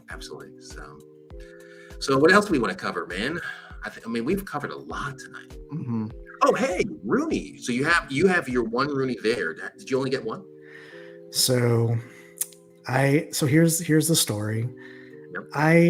On Runi Day, on the whitelist day, I actually got 5 whitelist spots, and I could have got more, but I stopped because I was like, man, how many of these do I want? Do I keep clicking? Do I keep because I had vouchers. I'm like, man, I could get 6 or 7 here, and I just stopped. I'm like, I better not buy anymore because I don't know if this is going to be successful or not.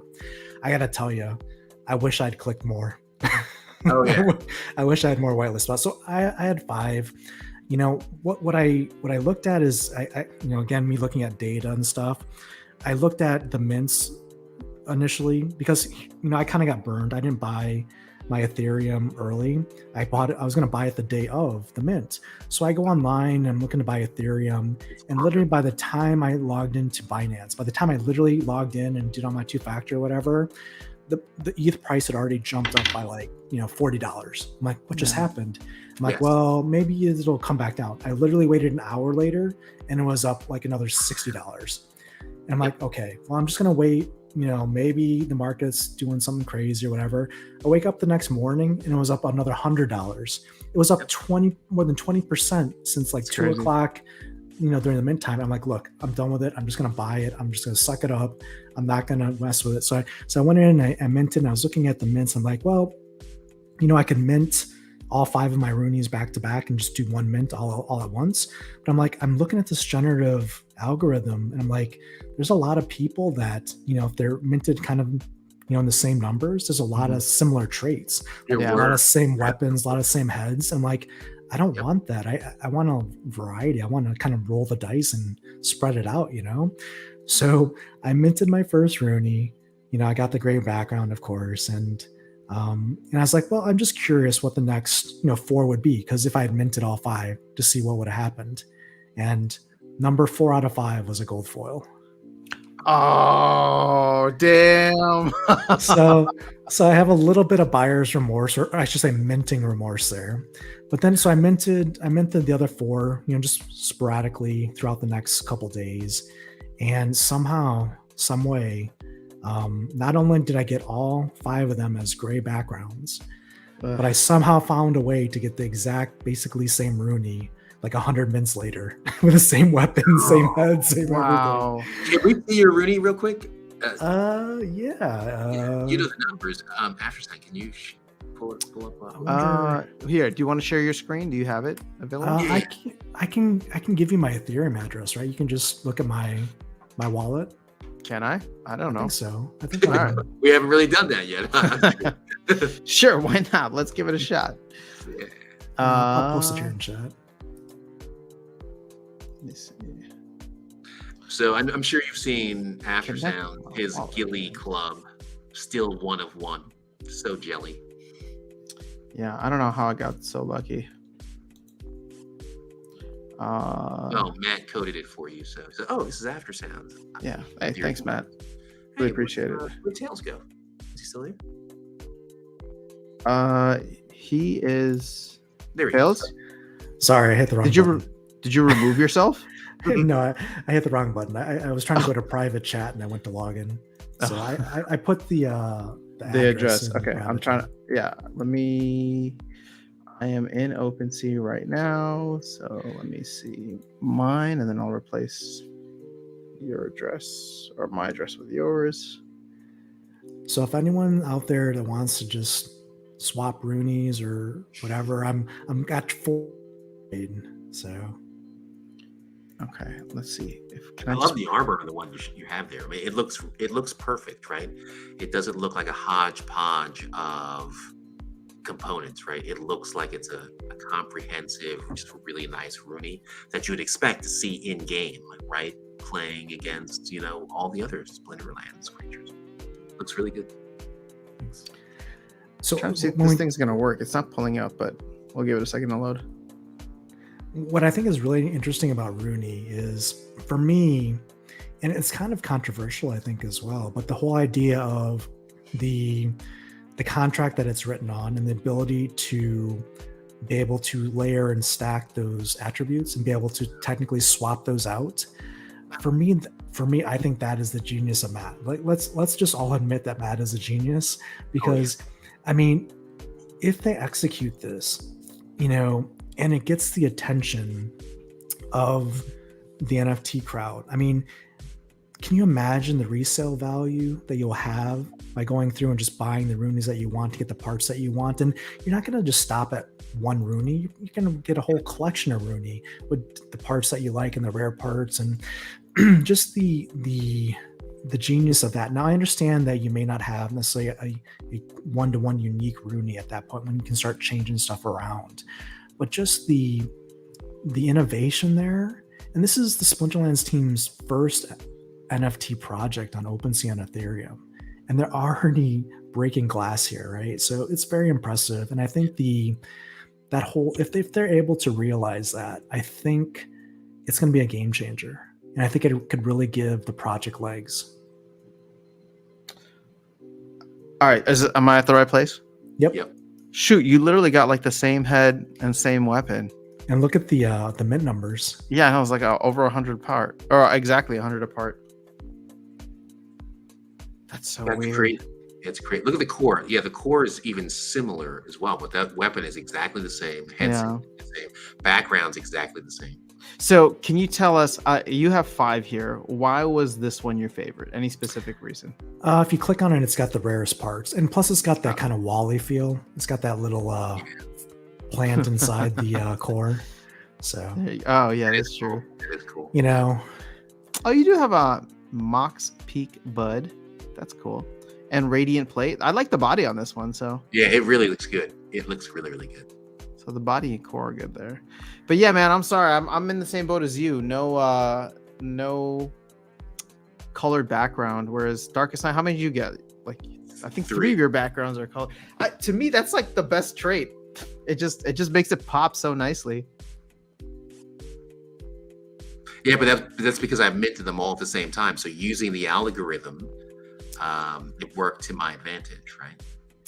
I suppose. I got the same weapon. Right? Same weapon for 3 of them. Exact same weapon. Crazy. Yeah, just different colors, right? Yeah. Yeah. I don't know. This is fun. Like, I've never gotten into a PFP project before, so I enjoyed it, and I hope that they can do more cool stuff with it. And I'm actually on the fence. I would absolutely love to like adjust a couple of things, like more specifically the background with my Rooney. But at the same time, I'm wondering if there is a legitimate argument against the swapping of parts.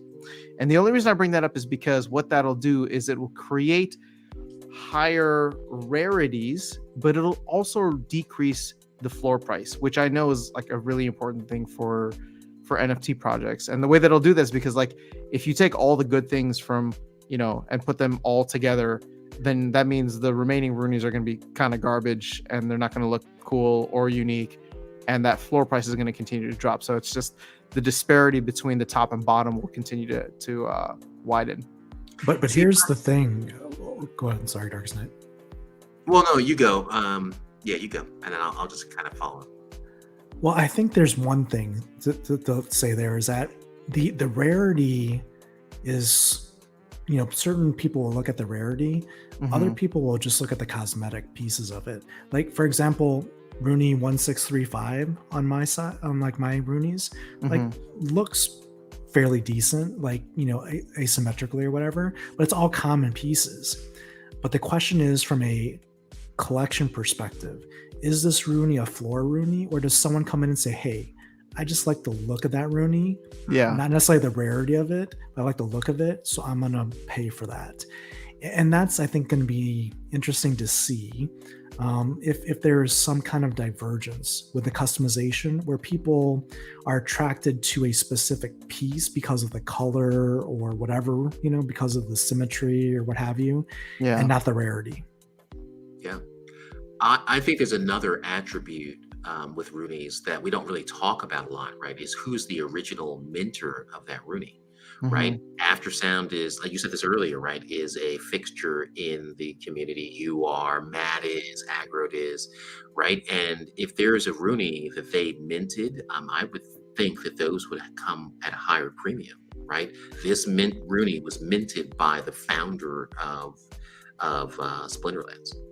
And so I think that's a piece of this that we haven't really talked about, but I think is relevant in terms of the price of some of these specific assets. Yeah, I mean, here. So what's funny is Alex is popping in here with I didn't buy it because all of them have the same abilities. My hot take is that I don't think the card is actually that great.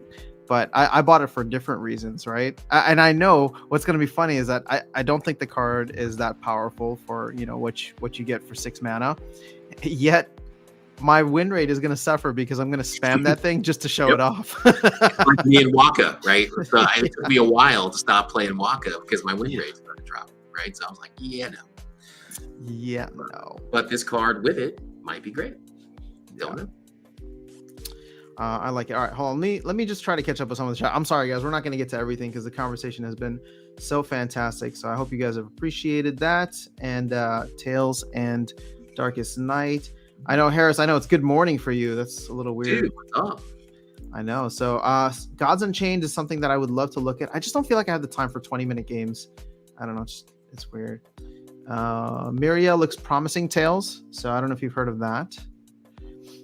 BB Omega. So wait, I'm just curious if you guys can let me know, do you want more evening streams? Does this time work for you? Again, I'm not going to commit to a certain night, but if I'm free, then I'll hop on.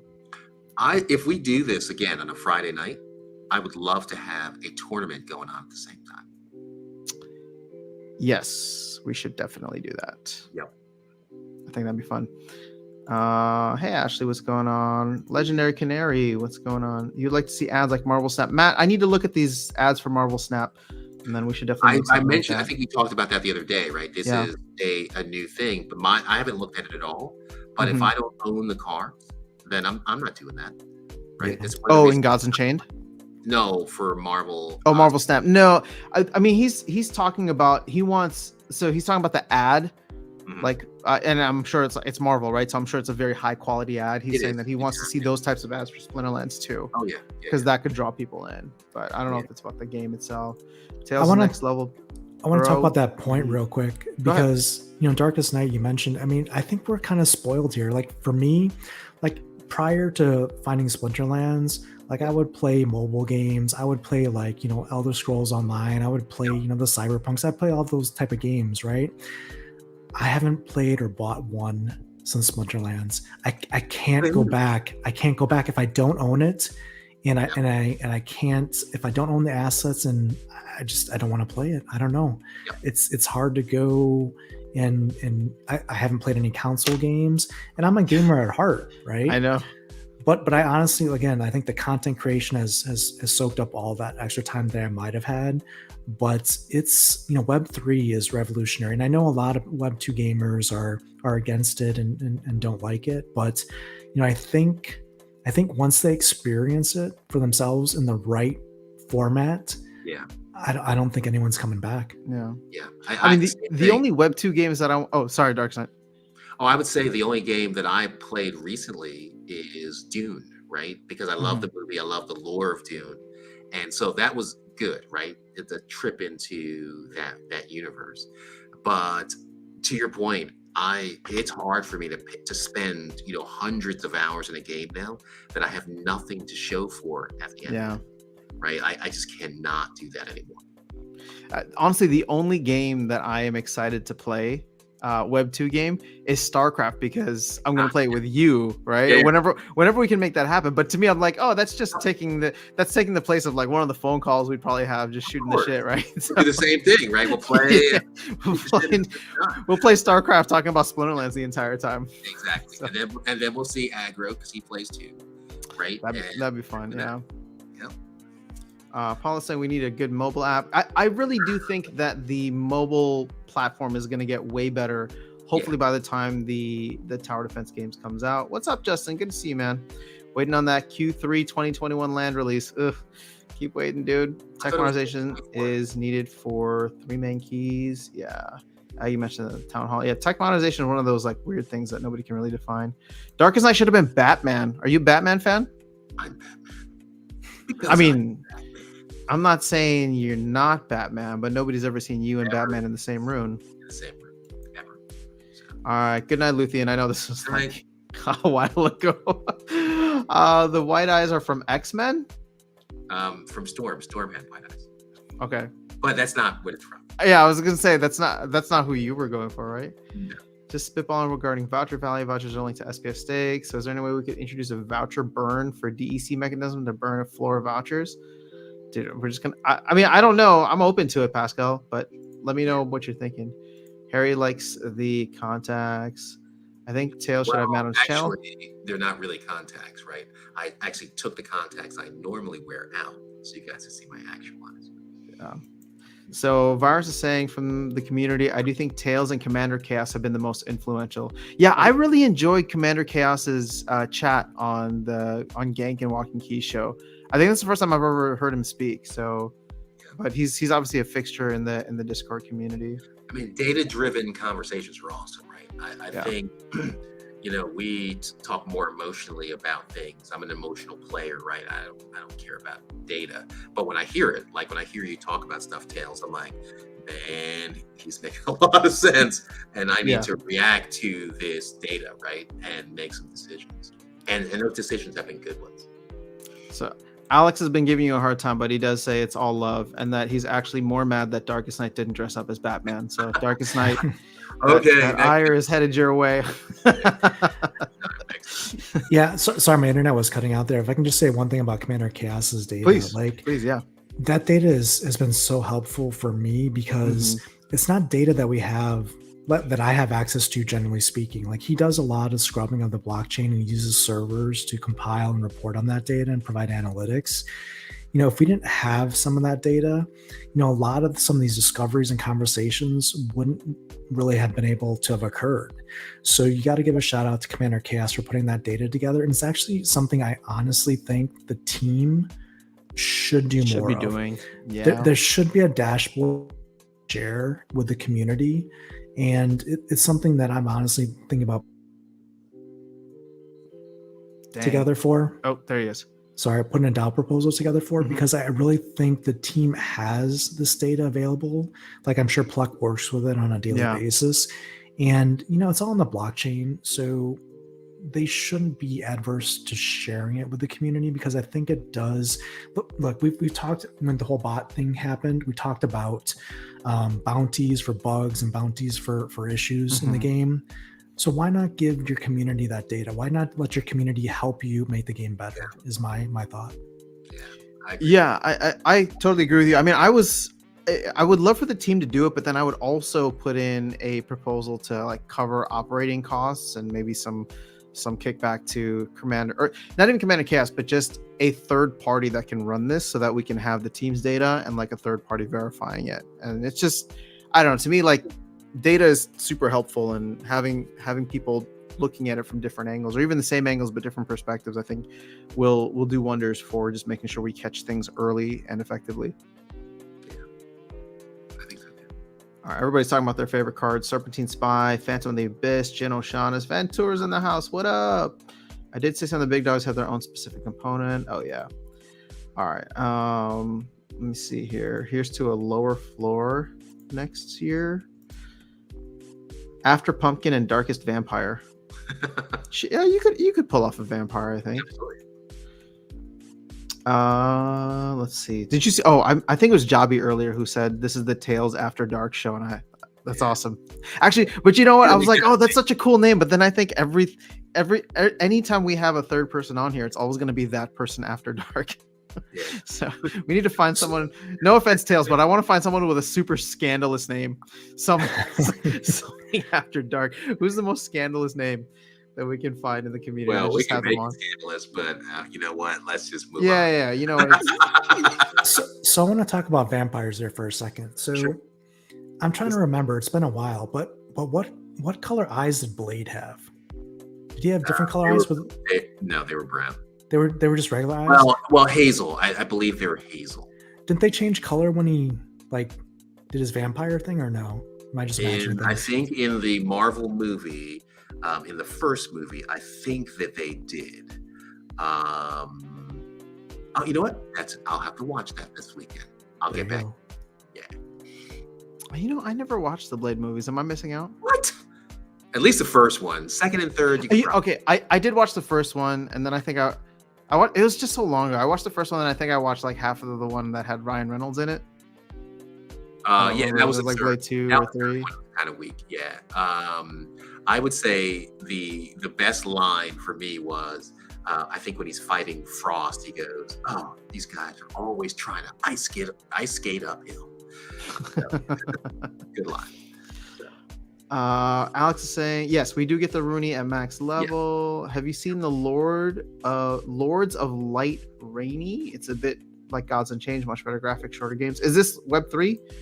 Always down to check out more. Friday night evening with tourney would be awesome. Yeah, I think we should do just a 2-hour tournament and just rock it. Hey Tails, what guild are you from? Or do you represent? YGG Dragons.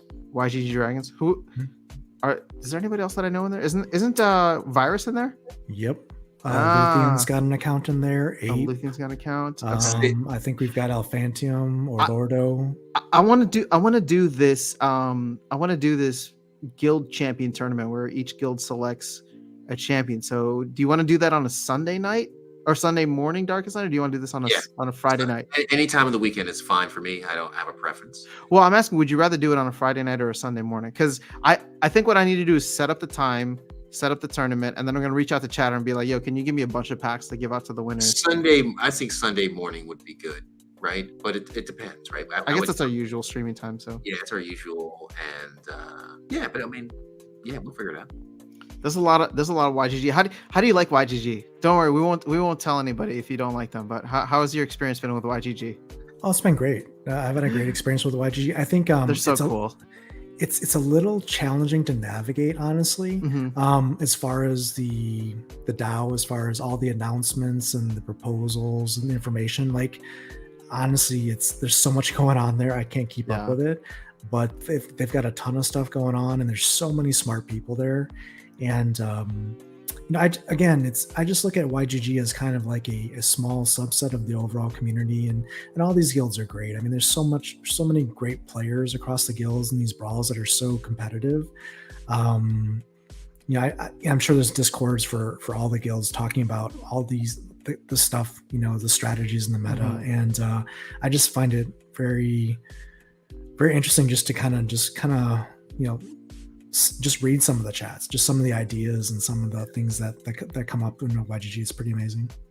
I had the first time opportunity to chat with some folks. Well, first at Splinterfest, but then last week on their like Saturday night stream, and that was a lot of fun. I totally agree with you. There's some really smart people there who it's cool to see, because this is what I talk about, like the sub communities it's the Web3 sub communities being built around Web3 games are just as fascinating.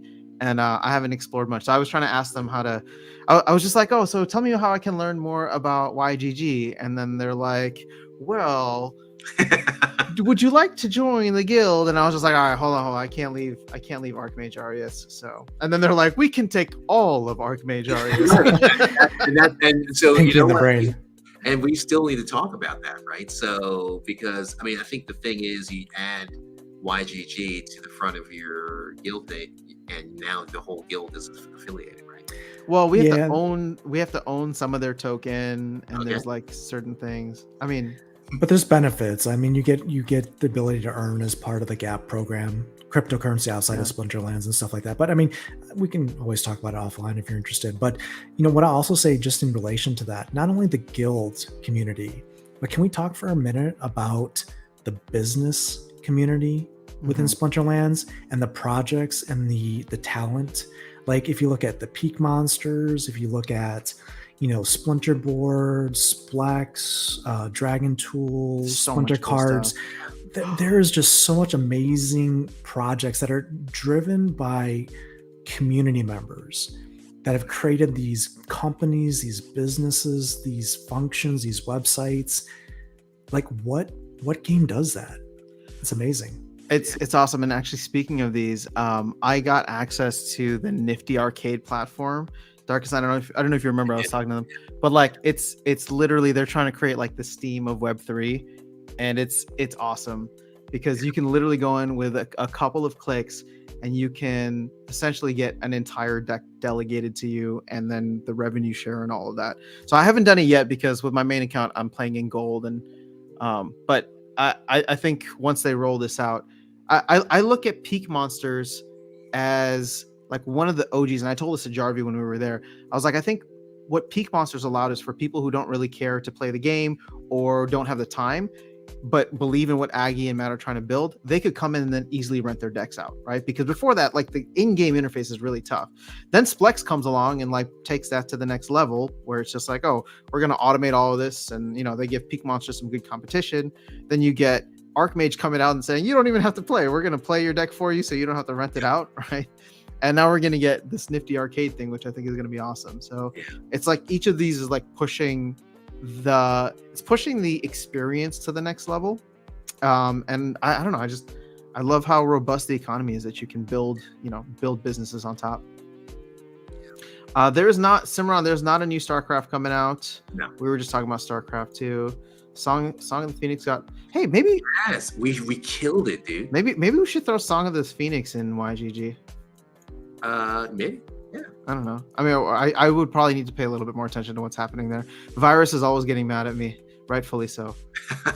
Well, he's so polite about it. He's just like, hey, there's like a brawl if you like want to put your battles in, and I was like, just thanks for the reminder. Oops, sorry. So since you brought Virus up, I did beat him twice tonight. Does that make you feel better about what happened at Splinter? Much better. I love it. All right. So are they planning a full mobile app? I think they just want to make access via the browser better.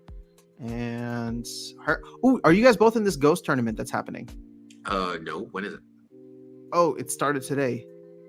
Is it already started? Yeah, it's already started. Oh, it's a gold level one, so I would have done it. Yeah, but here's the thing. I mean, I've been traveling this whole week, so I missed a lot of stuff. No worries. Are you in it, Tails?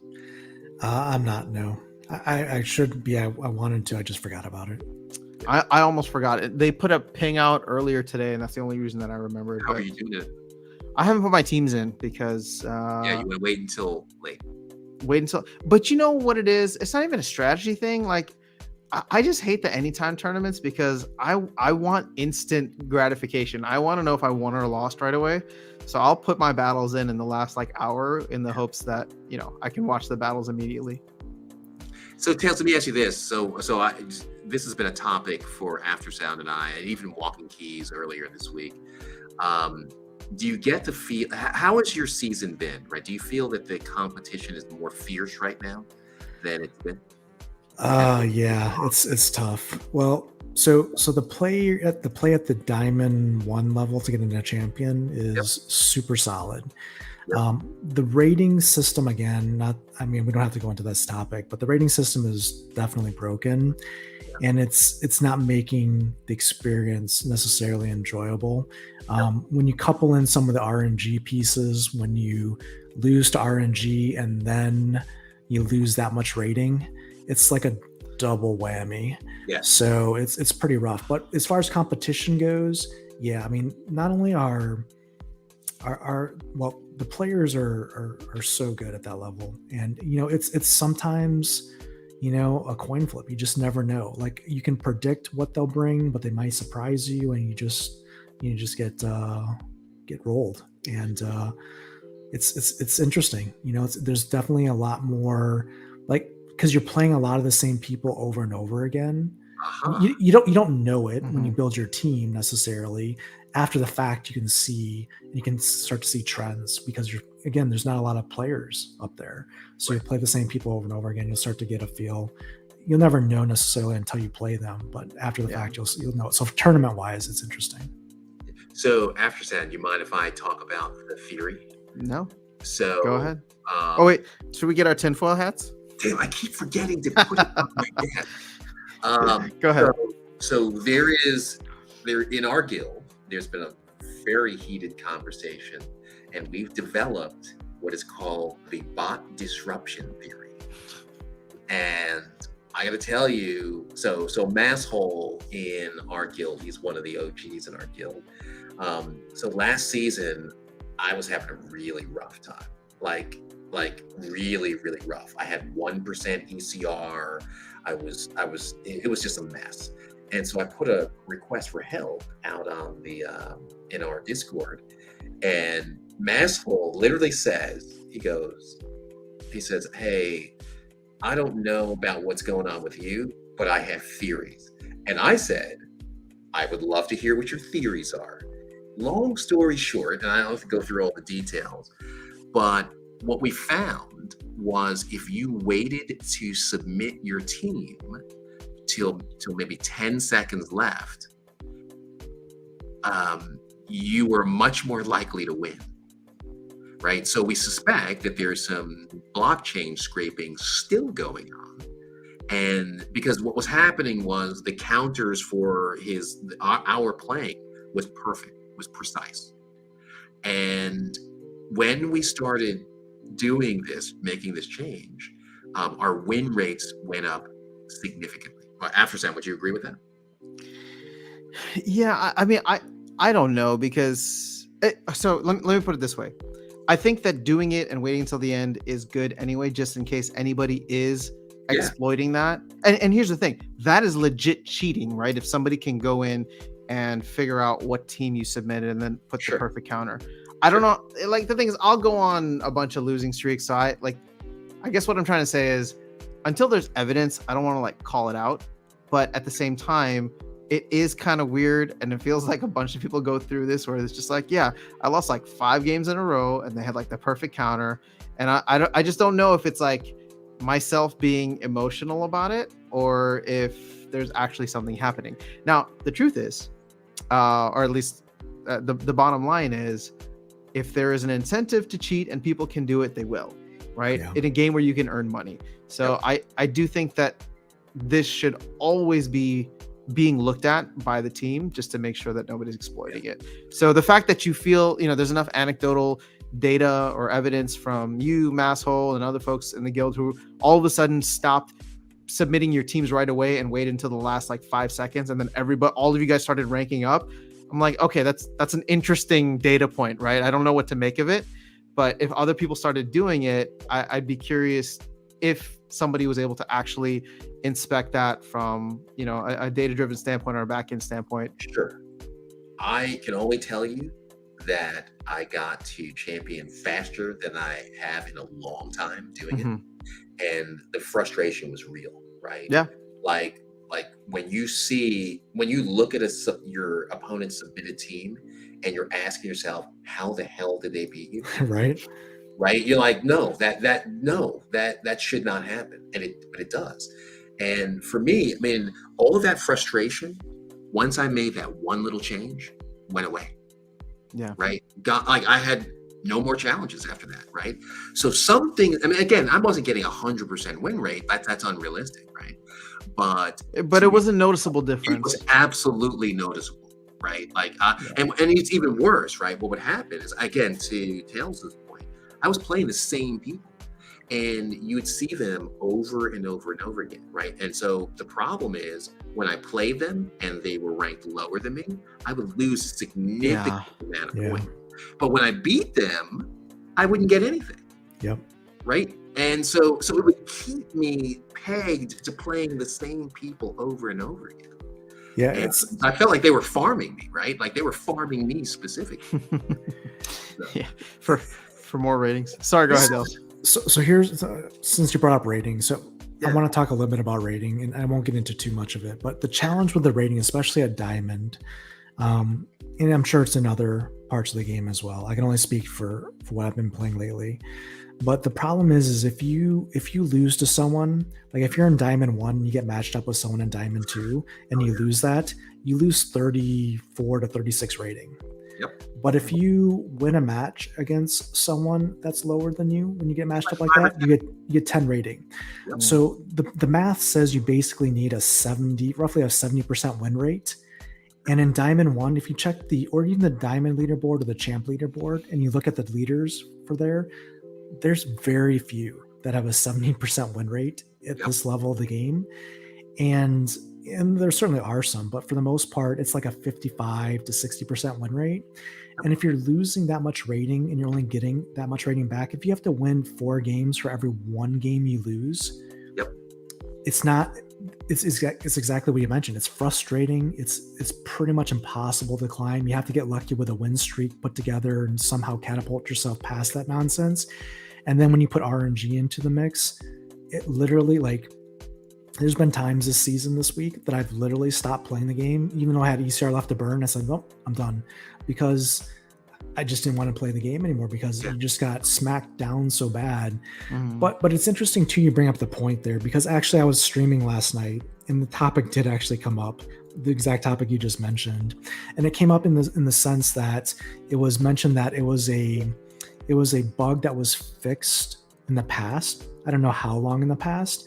And that the perception was the team swept it under the rug, similar to how the cooldown bug was kind of swept under the rug for tournaments, how people could see the teams you played in tournaments based on the timing of the cooldowns on your cards.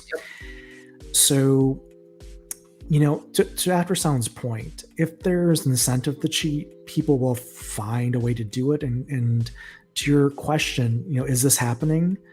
My guess is it could very well possibly be happening, because there is incentive for it to happen, and it's happened in the past. And it's unfortunate if it is, and if you're one of those players that's doing that, shame Stop on you. it.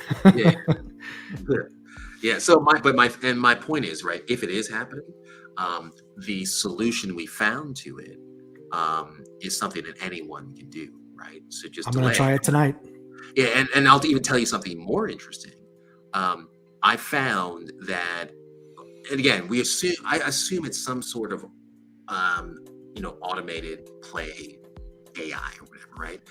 If you wait, the team that it ends up submitting is like a random mess, and you typically beat them, right? So there's definitely something going on there, right? Yeah. And it's funny because sometimes I get impatient and I just submit the team, and whenever it happens, and if it's at like 20 seconds and the screen is there saying, oh, your opponent is still submitting their team, I literally go, crap, right? Because I knew what I was supposed to do was wait, and now it has enough time to alter the lineup and optimize it.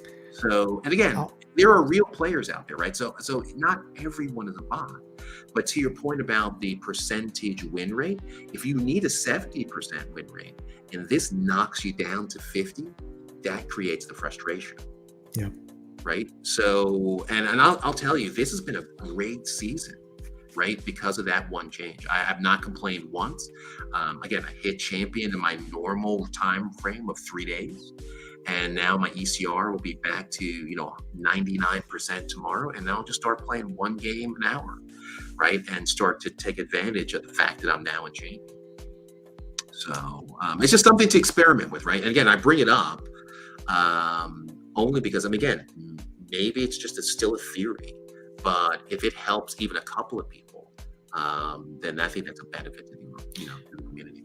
I mean, I think it's worth investigating, right? Yeah. Or at least, even if you didn't have that anecdote, or we didn't have this data, if there's some kind of exploit or cheating happening, it should be stopped, right? So the team should be looking for this kind of stuff, for this kind of behavior anyway.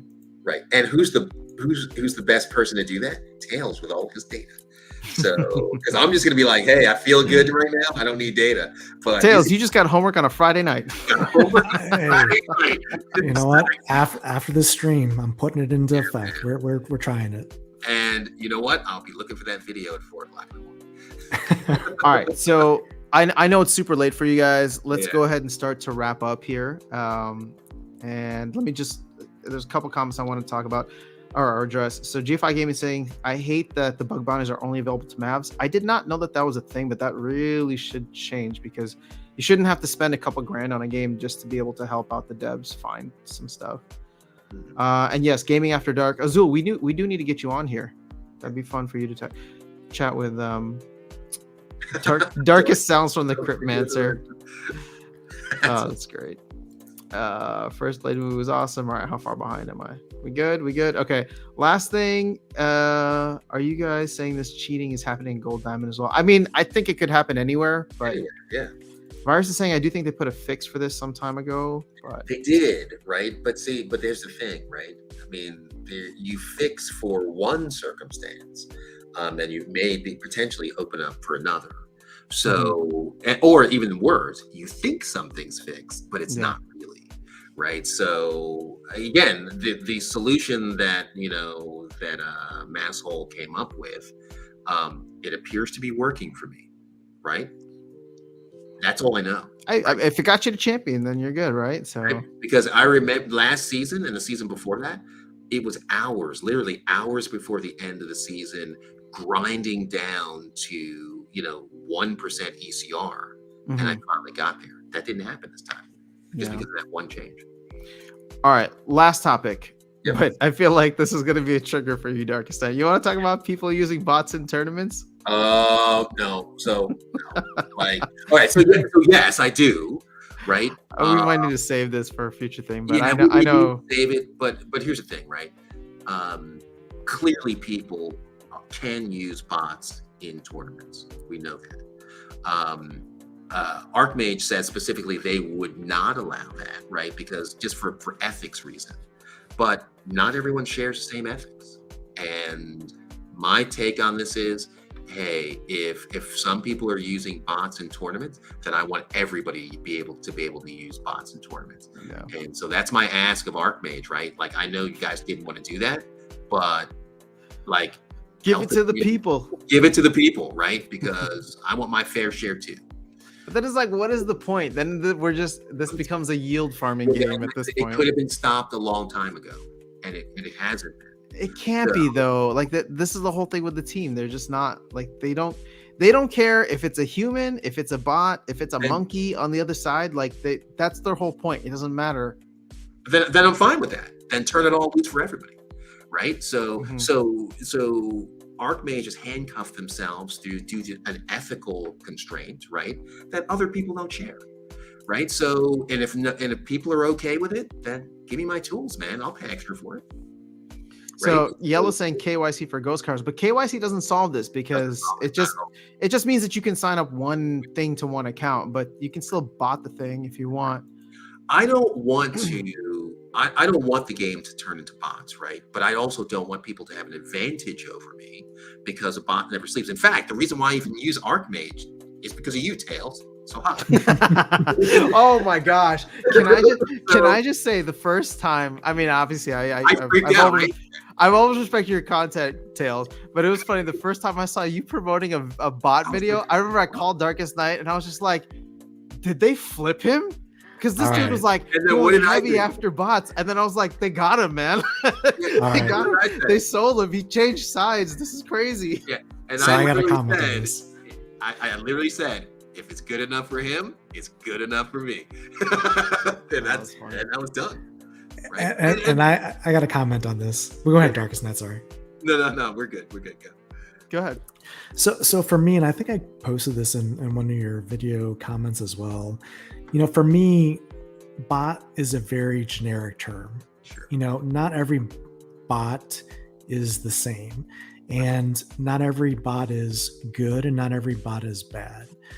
A bot farm, in my mind, for my personal opinion, is bad for the game. It's bad for the ecosystem, et cetera, et cetera. That's just my opinion. People will have different opinions. If you're a bot farm operator, you probably don't like that opinion. When I came across Archmage, when I talked to the team and I used the tool, it was a different purpose for the bot. It was a different philosophy around the usage of the bot.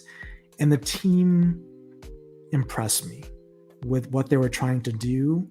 And again, the use of the bot. So the way I use Archmage is I have an alt account that runs in gold 3 based on CP, but it gets into gold 2 for rating. And it's just extra cards that can't rent for me, basically. It's 1 BCX, Chaos Legion cards, and it's some summoners that I have extra that really don't rent well on Splex. So for me, it's simply a alternate to renting from a passive income perspective. What do I make on that bot per season? Like maybe $5 total at the end of the season. Is it, life-changing or game-changing for me? No. It's probably more passive income than I could get by renting it on Splex. True. I own all the assets. Whether I choose to use a rental bot or whether I choose to use Archmage, in my mind, it's not extracting, because that money I'm getting, that DEC or SPS or cards, whatever I'm getting from that service, I'm putting right back into the game. So, and I'm not doing it on a scale where I'm doing 10,000 Archmage bots and I'm renting garbage, right? So for me, yes, it probably may have seemed interesting or surprising of that decision, but again, like, I'm a straight shooter. I'm not a show for the game. I'm going to tell you how it is, how I feel. If it's good, I'm going to tell you it's good. If it's bad, I'm going to tell you it's bad. Now, whether you respect that opinion or not, that's up to you to make that decision. But that's just how I roll, and that's really how I felt with Archmage. Yeah, no, I mean, I it was more so just like the weird, like 180, because obviously, like, look at me, I bought an Archmage token. I don't know, how many do you have now, Darkest Night? I have 3. You have 3, right? So it's like, once we understood the concept of what Archmage was trying to do, I watched your video, and it's like, okay, it makes sense, and I get where they're trying to come from. It was just the timing of it was so weird, and I just remember being like, wait, isn't Tails the dude that's like going heavy after bots? And then all of a sudden he's doing a bot review video. It was just a funny moment. But I think what you showed with Archmage was interesting. Now, the funny thing is, and I've talked about this before, so I won't harp on it too much, but it's like, for some reason, the thing that's always bugged me about like Archmage, Splintermate, and I love both of those guys. I had them both on the channel to talk through what they were doing, because again, a part of it was, if it's happening in the shadows, I'd rather it be out in the open. And if somebody wants to create a service that provides value and people, they make money, but people are able to use it, I'm all for it, because I'm not against bots. But it was just weird that all of a sudden, like, the community switched from, we don't like bots, we don't like bots, but there's a good bot. Yeah, and there's a bad bot. There's a good bot. There's a bad bot. And I was just like, this is kind of weird. It's still like not what we'd want ideally from the game. But, I don't think, the problem is, I don't think in ranked play or in tournaments as they currently stand, we're going to solve that problem, which is why, one of the biggest things that we saw at Splinterfest was these kind of like in-person tournaments, which you obviously can't do that with everybody around the world, but it's like, if people are willing to KYC themselves or whatever the case is, and like pick their teams while they have a camera on them sitting at home, right? Like, maybe you do these like virtual esports tournaments where, again, it's about like focusing on the players, focusing on like the talent there without any help. And that's what I really loved about the Splinterfest tournaments. But sorry, go ahead. Yeah, and that's one of the things, right? So what did I say after getting engaged with or setting up the Archmage bot?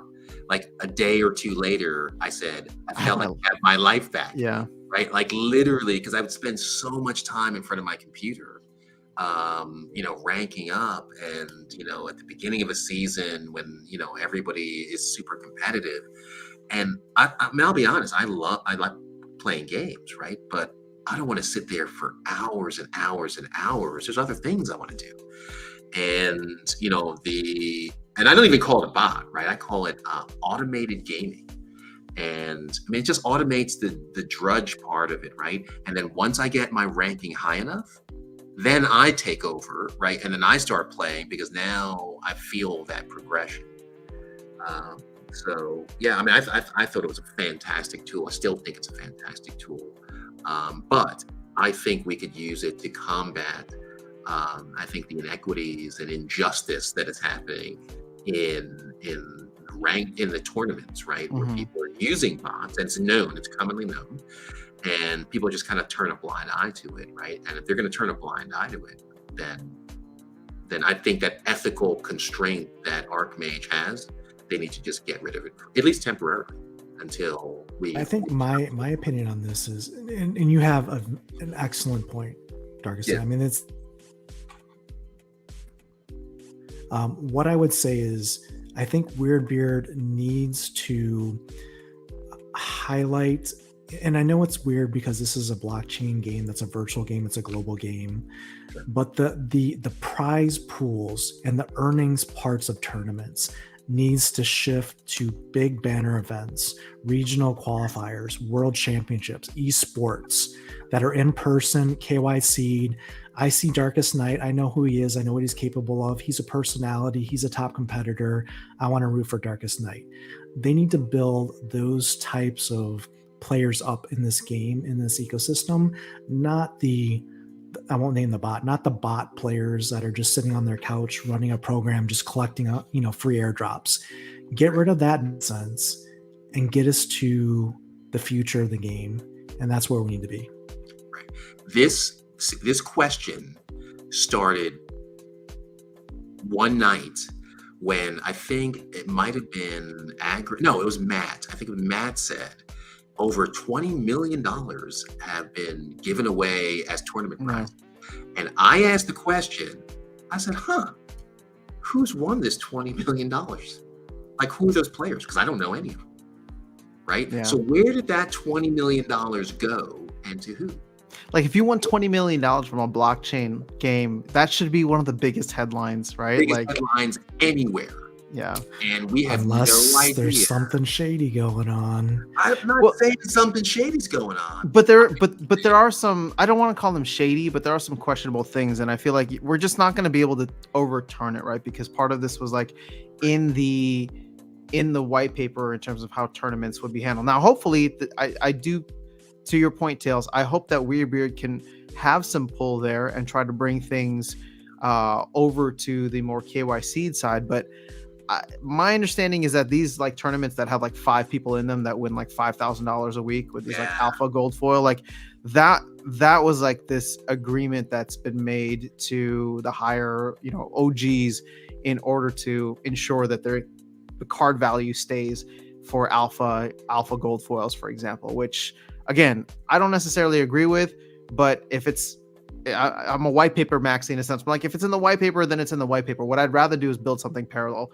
right? I'd rather like take what Weirdbeard is doing than get sponsors like Red Bull or whatever else he was talking about and have those guys come in giving tens or hundreds of thousands of dollars to people that we can actually see and that are actually competing at the highest levels. Because one of the things I said to Darkest Knight, I'm not going to call anybody out, but one of the things I said to Darkest Knight was, that conversation was had in the map chat. You saw a lot of usernames up there, and I'm just like, I don't remember seeing any of those usernames in the top 16 of anything at Splinterfest. Thing. I'm like, okay. I was like, it's a different group. Yeah. So that's, if there's something shady going on, that's fine, right? But I think then we all need to take advantage of that loophole.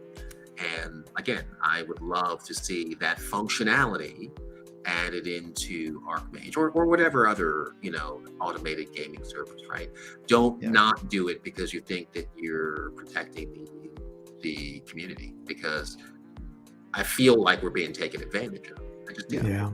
It leaves a bad taste in your mouth. And we can't fix the sins of the past. But when I say shady before, and I don't want to throw anyone under the bus, but when you look at what Yasik puts together as far as leaderboard for tournament winnings and stuff like that, there are known multi-accounts where there's one individual receiving large benefits or multiple single individuals receiving large benefits from the same, or entering multiple entries into the same tournament and finishing in the money in multiple spaces every time. Yep.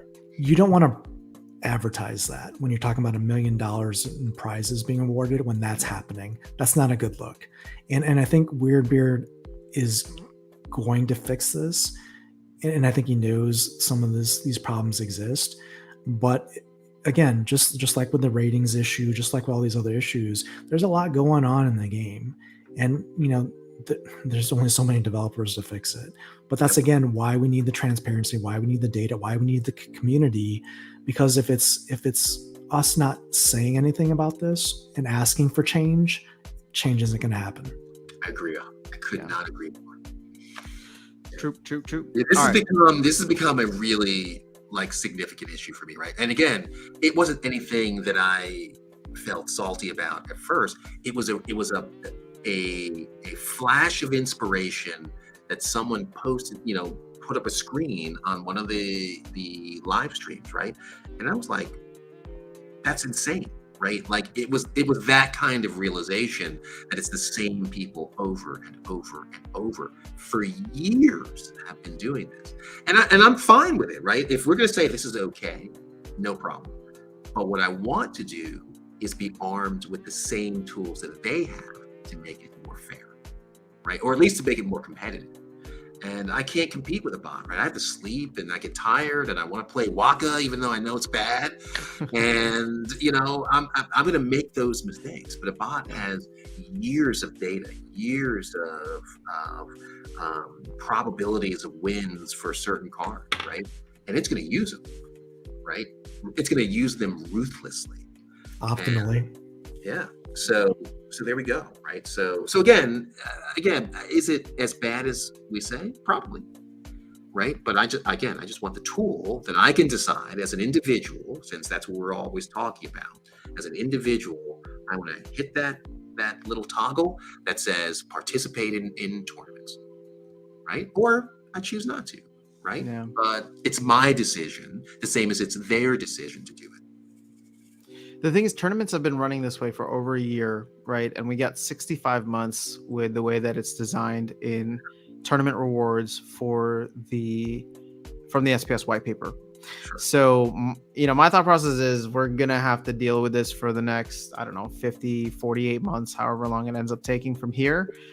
And then I hope that we can build something bigger in parallel. And then when it comes around to vote on how to disperse stuff to tournaments at a later point, we get to have a larger say in I don't think that 90% of the rewards should go to only these tournament formats, for example.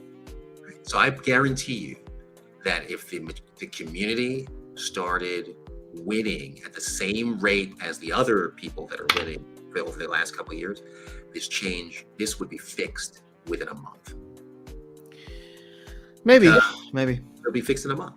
Right, because now it's an issue. Right now, it's the entire community is now talking about it and exploiting something that a few have exploited. The problem is it's just so gated, right? Like the collection power or the certain foils that you need to get in for these higher level because we're talking about a couple different things here, right? We're talking about the massive amount of payouts that go to certain tournaments that have 5 people in them, and then we're also talking about the champion level tournaments in which there's been rumors of botting being happening in those tournaments. Sure. But either of which, the botting thing, I think, again, it's not against terms of service, but I hope for both of these we're able to build something bigger and better in parallel. So you saw my request that I made in the guild chat, our guild chat, right? Mm-hmm. Is I'm looking for tournament assassins, yeah. Right? Our Doug was I'm so honored. I'm giving you a target. Your job. So what are you gonna do? You're gonna give her all the cards and see if she can kick ass in the tournament? Give her the SPS. Give her all the tools she needs. Do it. Let's see. She's a good player, but I don't know how well she knows the champion meta. She plays in silver and gold mostly, right? One of the things we need is experience and practice. Yeah. I hope she does it. That'd be awesome. I mean, if she can do that, then maybe we'll send her as our champion for the other tournament. Yeah. So Tails, what we're talking about, right, is that my level of frustration around this issue is pretty high, but I'm not a complainer type, right? I want to create a solution, and my solution is tournament assassins. Your focus on these specific players. I want you to evaluate your Destroy target them. and destroy them, right? And whatever you need, we're going to provide it. And that's it, Yeah. right? I'm not going to complain about it anymore. We're going to play harder. Yeah. Yep. All right, cool. Let's go ahead and wrap up. Ashley, good luck in the tournament. I know you weren't able to participate at Splinterfest, so I'm expecting you to win because everybody at Splinterfest got lucky that you weren't there to totally destroy them. Anything else here? All right. Sorry, guys. It's getting late, and I feel bad because Darkseid already told me he has to be up in like 5 hours or something. So to go to the gym, it's the last workout of Hell Week. there you go. Lordo's in the house. What's going on, man? Oh, we need to do something in Austin. I would love to hang out with you again. It's cool to get a bunch of non-diamond players together and get them all scholar decks for a tourney against each other. There we go. Yeah, we can do it. All right. I'm gonna turn the floor over to you first, Darkest Night. Any final thoughts before we leave? I know we ended on a very spicy topic for you, and I'm sure you have a lot more to say. But no, this has been super cool, right? Like we're talking about things that we all talk about, right? And I say this to Walking Keys, man. I don't have anybody to really talk about this stuff with, right? Like if I look at I'd say to my family, "Oh, I want to talk about Splinterfest." They're gonna run from the room, right? They're gonna be like, "I don't want to talk about that." But with you guys, we can talk for hours. So many people in the community, or people that have been in the chat, in the stream all night, right? Hanging out with us on a Friday night, and I'm really privileged to be part of it. So, or excited to be part of it. I mean, so you guys have been awesome. Yeah, Tails, it was awesome finally getting to chat with you. I hope we get to do it again and more often. But any final thoughts from you? Yeah, it's been great. I mean, this 2 hours and plus of chatting has been awesome. So I hope to do it again soon. And yeah, it's always nice. I don't have to type as much in chat. I can just talk. It's much easier. That is for sure. Well, as I've said before, I've always appreciate your perspective on the game. So it blew my mind when you messaged me earlier that we hadn't actually chatted. So I think part of me was expecting, or just like being like, oh yeah, I'll meet Tails at Splinterfest, and obviously it didn't happen. But hopefully we can find a way to do something in Florida or Chicago soon that'll give us a reason to be in the same space and chat more Splinterlands, I guess. Absolutely. Cool, guys. All right. Have an amazing weekend. Again, a reminder, no stream this Sunday as I'll be traveling, but I'll see you back on Tuesday.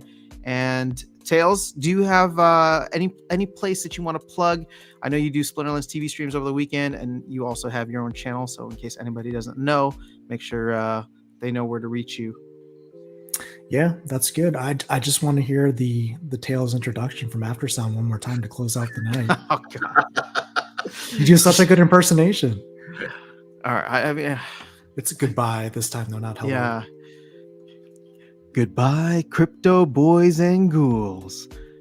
Have a good night. And that's entertainment. I wonder if he does. He laughs at the end. All right, guys. Have an amazing one. Catch you later. Take care, guys.